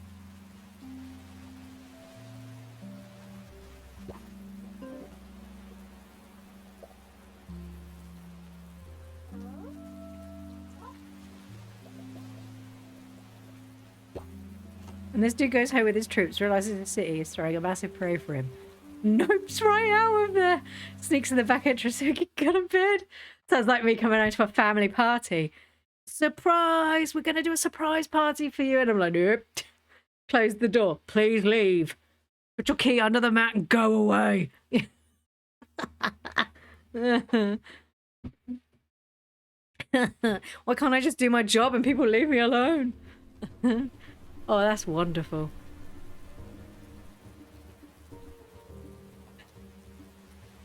Oh, that's so good. I really... Thank you, mermaid. That's really made my day.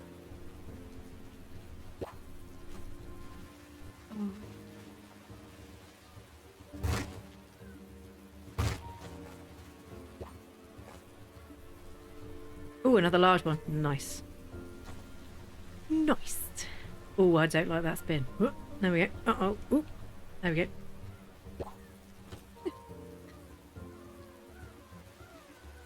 Oh, I saw a purple one. Oh, there he is. A little purple one. Where did I open up the entrance? There we go. And this is why early modern Prussia is my favourite history topic. Frederick the Great was amazing. His father was an absolute asswipe. Also made being batshit insane into a political weapon that allowed his son to be as successful as he was. Yeah. Right, so... what do I do? Could this be the way to Aracotta Canyon? Oh, I see. I just had to get off of the thing. Silly me. Hey, you aren't trying to mess around with Aracotta Archway, are you? Hello? You could do terrible harm if you aren't careful. I would know. I'm the local historian around here. My name is Zara. Nice to hear you. I'm Plue. Listen well, Plue. This path leads to Araquata Canyon, but it's been blocked for some time. If you recorded quotes, that would be great. Ooh, another large one.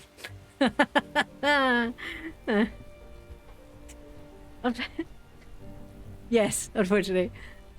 So even though Frederick William was objectively awful, he executed his son's best friend and forced him to watch his punishment. Oh, for trying to run away as a teen. Stuff he got up to intensely bizarre and entertaining. Good lord. God, that's a threat, isn't it? Right, if you don't behave, I'm going to do like Frederick William, and I'm going to just execute your friend in front of you. I mean, you can't do that. I love him. I don't care. I will execute your friend. Not like the good old days anymore, is it? I've been trying to restore these old columns. It's delicate work. It needs a great deal of time, care, and resources. Unless you're here to help, I must ask you not to touch anything. You cannot afford to damage Araquata Archway any further. I can help. I'm so glad. See, now is that sarcasm? Actually, she's told me off. I'm so glad. I'm so glad. I restored as much as I can from this side.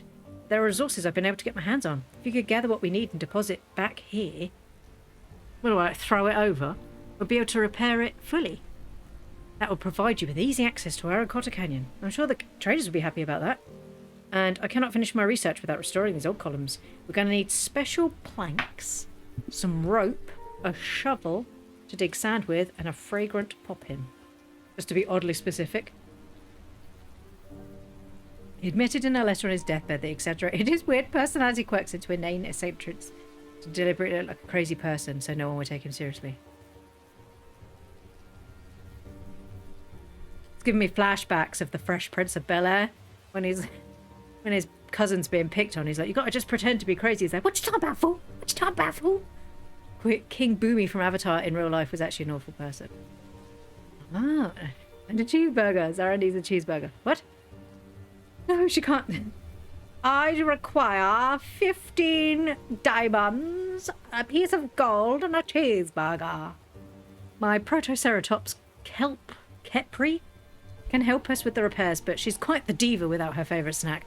Oh, honey, I know. I'm totally a diva without my favourite snack. If you can ask the residents in Pebble Plaza, perhaps they can help us. Anyway, history is amazing. I really have to go to bed. Thank you, Mermaid. I hope to see you again. If not, good luck with your streaming.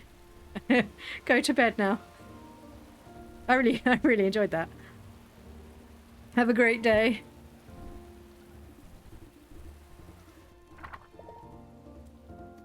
Marlow planks, rope from Orani, Granny Yagami for a shovel, and restore the archway.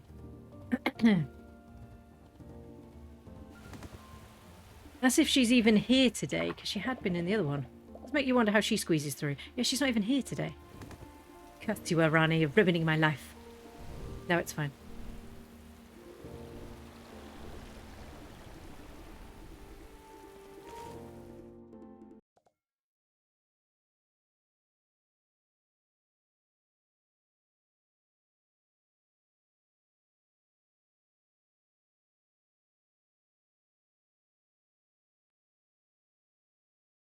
Don't forget to order 30 of each, yeah. And if it doesn't have tomato ketchup and mustard in the way I like it, I'm not going to eat it and you won't like it.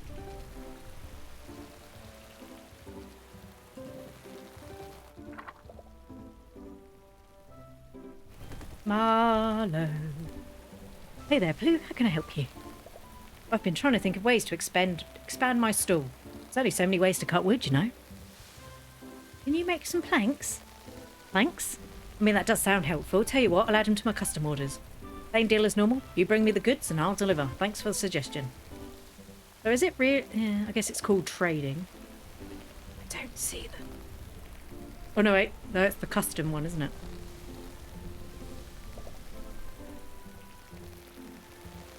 Right, I just need to make sure, Pocket. When you say order 30 of each, is that because that's how many I'm actually going to need? Because I'm now worried that maybe that's something that I'm supposed to do. Or was that in relation to the cheeseburger? I just want to go across. Right, what do I need for that? Forest wood. It doesn't tell you at first, but you need 30. Sweet. Thank you for that. Only because if I think it was part of the joke and I don't do it, and you're sat there going for the sweater, she didn't pay any attention. She thought it was part of the joke. We'll just get this out of the way now. Right, so I need to order 30. So that is a lot of forest wood. That is a lot. Okay, sweet. It will take you one day. I'm sure it will. Right. I need to talk to Granny. Give me spade. Give me spade. Hello. Well, paint me purple and call me a beetroot. What do you need? Hey, kiddo. Great weather for planting some potatoes, eh? I need a shovel. A shovel? And you got one of those. I thought you were a farmer. I need it for a special project. Special project? Sounds mysterious to me. I was about to use my shovel to plant some potatoes, but I suppose if you bring some fresh ones from your farm, I can save me the trouble. 10. Fine, that's great. So I was extorting my potatoes, that woman.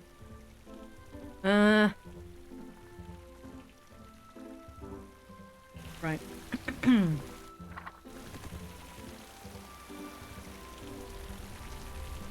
The other one's a Rani, isn't she? She's not here. Is it also 30 rope off of a Rani? Because I want to say I might already have one. Because I saw it in her shop and I was like, oh, that's a really nice looking scarf. And I bought it and it turned up the next day and I was like, why can't I wear it? It's because it turns out it was rope and not a scarf. I was actually very disappointed, I'm not going to lie. I really, really wanted it. Okay, so I need 30 of the wood and 30 of the rope. That's fantastic. Thank you for that, Pocket. Right, that means I'm going to have to go get another dinosaur. Yay, what time is it? Oh, it's still really early morning. Excuse you. There you go. She had a little bit of trouble getting over the bridge then. Imagine my agony the first time I only ordered 3 and it took a week for her to show back up. Yeah, because, I mean, I've got quests for Rani I haven't been able to complete because she's just not here. Yeah, I'd imagine that would be awful.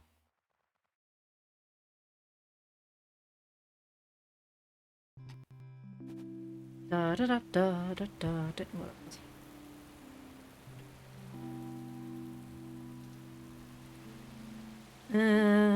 Who's my... There you are. There you are, my darling. Jaden, we got submission to do. Me get me flute. Jaden. No. Come back. Poot, poot, poot. Poot, poot, poot. Come on, Jaden, we go smash. Let's go smash. Let's go smash. Uh-oh. Right, children. Are you ready? Right, everyone bin now? Good. Going on a little trip. I don't know how long we're going to be. Perhaps I should get rid of the stuff in my chest first, just in case. Won't be the first time I've travelled all the way there with a full backpack and not been able to pick anything up. Right. Actually, I don't need the spade. Right, come on then. Let's go. I think I might have enough the fibre as well. I think I've got plenty of fibre.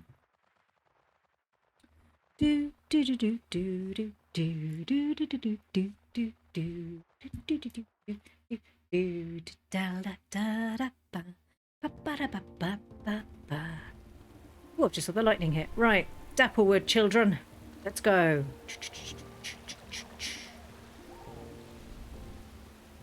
Good thing they can keep up.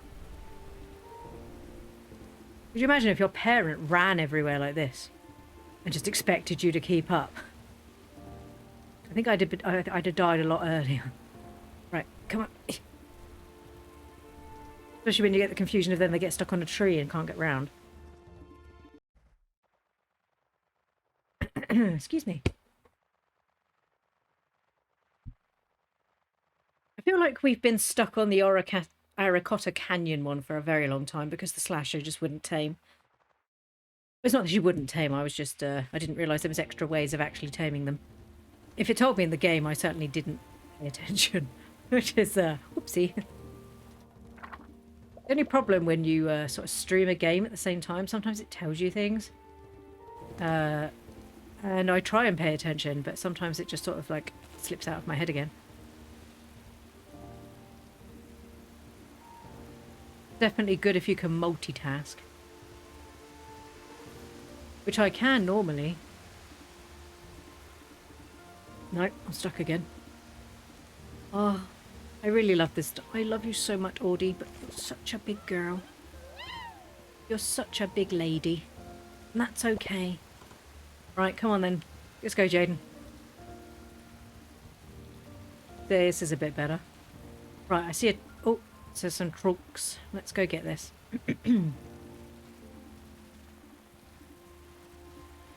Right, there we go. Ready.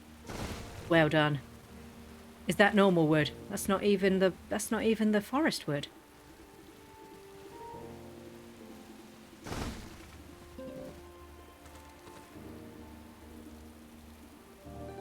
Oh dear. I see a slight issue. The forest logs will be darker in colour. There's a gallimimus. Forest logs are darker in colour. Okay, well that's good to know. Give me the free wood.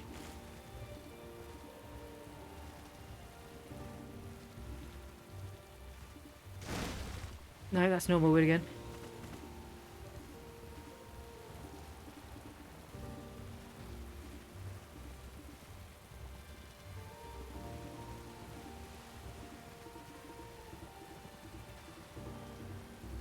Let's go over this side and see if there's any over here.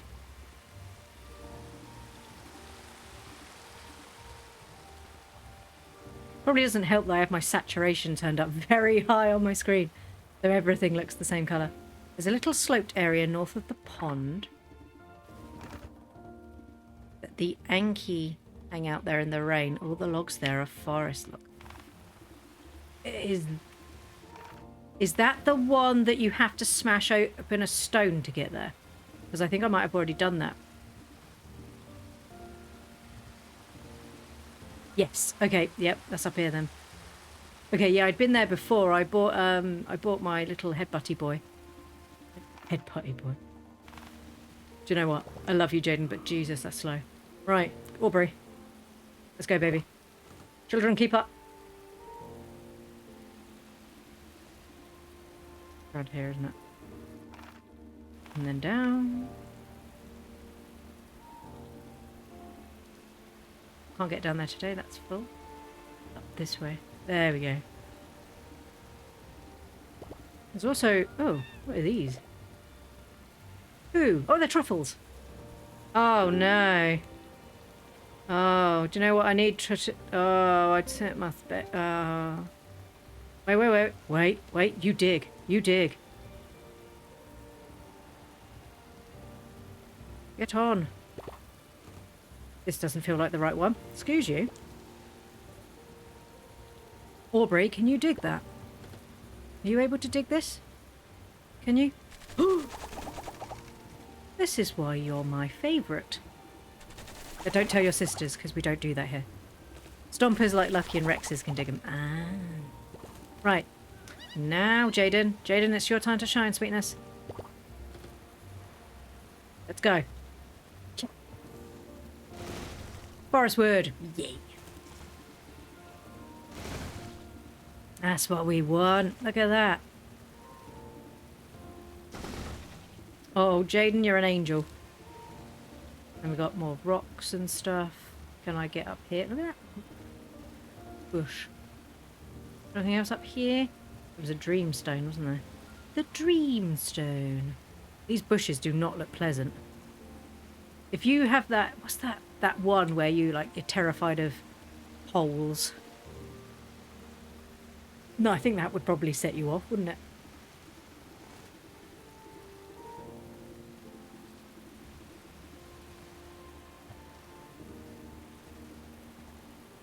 Is that more truffles?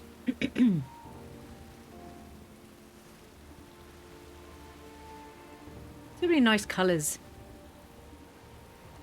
I'm very impressed by the variety of different colours in this game, and I know they've just put in like 5 extra ones. I'm very, very impressed with all the different colours that you can get. They've put a lot of work into this game, and it shows.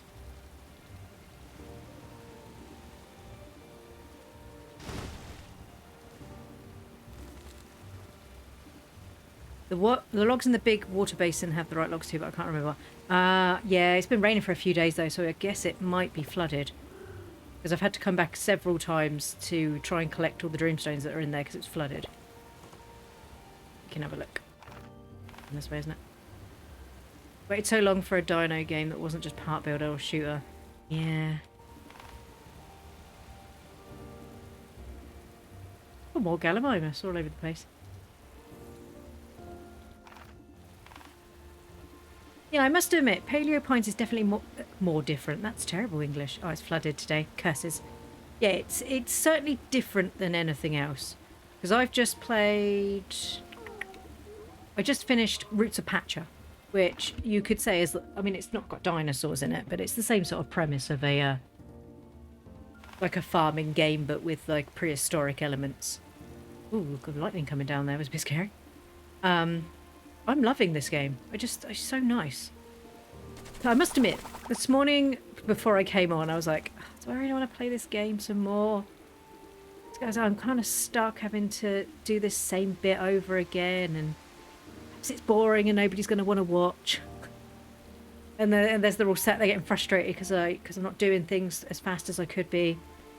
But then every time I play, I just get sucked in because it's such a lovely game. And as it turns out, people obviously do want to watch because you're all sat here talking to me as well. And I got somebody who raided, and there's still some people here. Hello.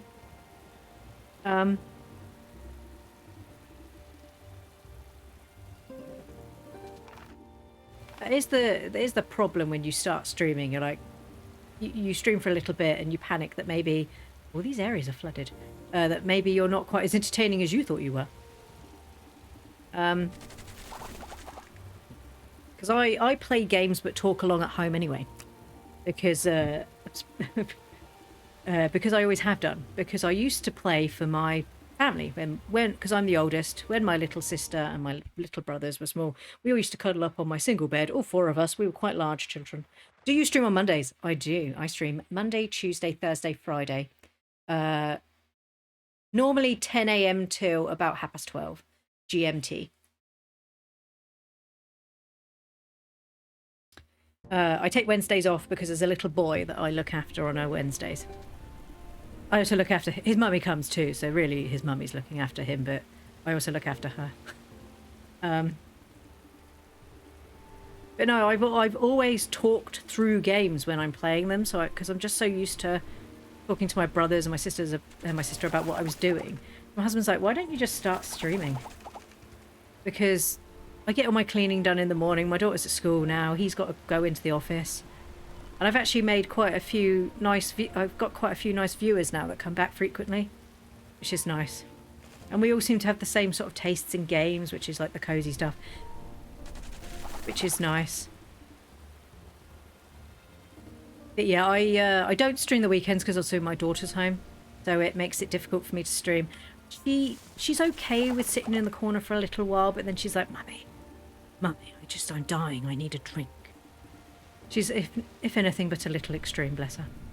So, I don't do the holidays normally either, which I know is going to be awkward. I may have to start doing a couple of days in the holidays, otherwise, because we've got Easter coming up soon, so that's 2 weeks off for my daughter. But I also have people coming to visit the week before Easter, because their Easter's earlier than ours is. So they're already off the first week, and I've got them coming to stay. So I'm going to have to stream. Otherwise, that's 3 weeks of no streaming. Not only will I get bored because I won't have anything to do, but that seems a long time to not stream for if I'm trying to build up a community and people who actually want to watch. And then they'll be like, oh, she hasn't been on for ages. She obviously doesn't care anymore.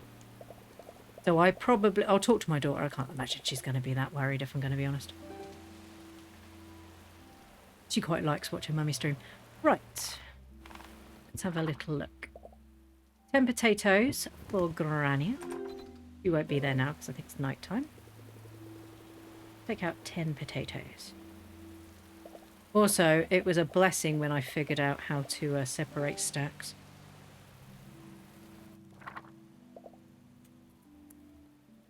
Rani. Right. Right.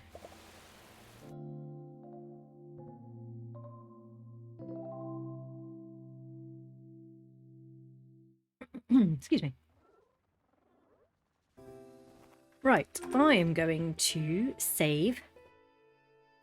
And then I'm going to go get some lunch because I is quite hungry.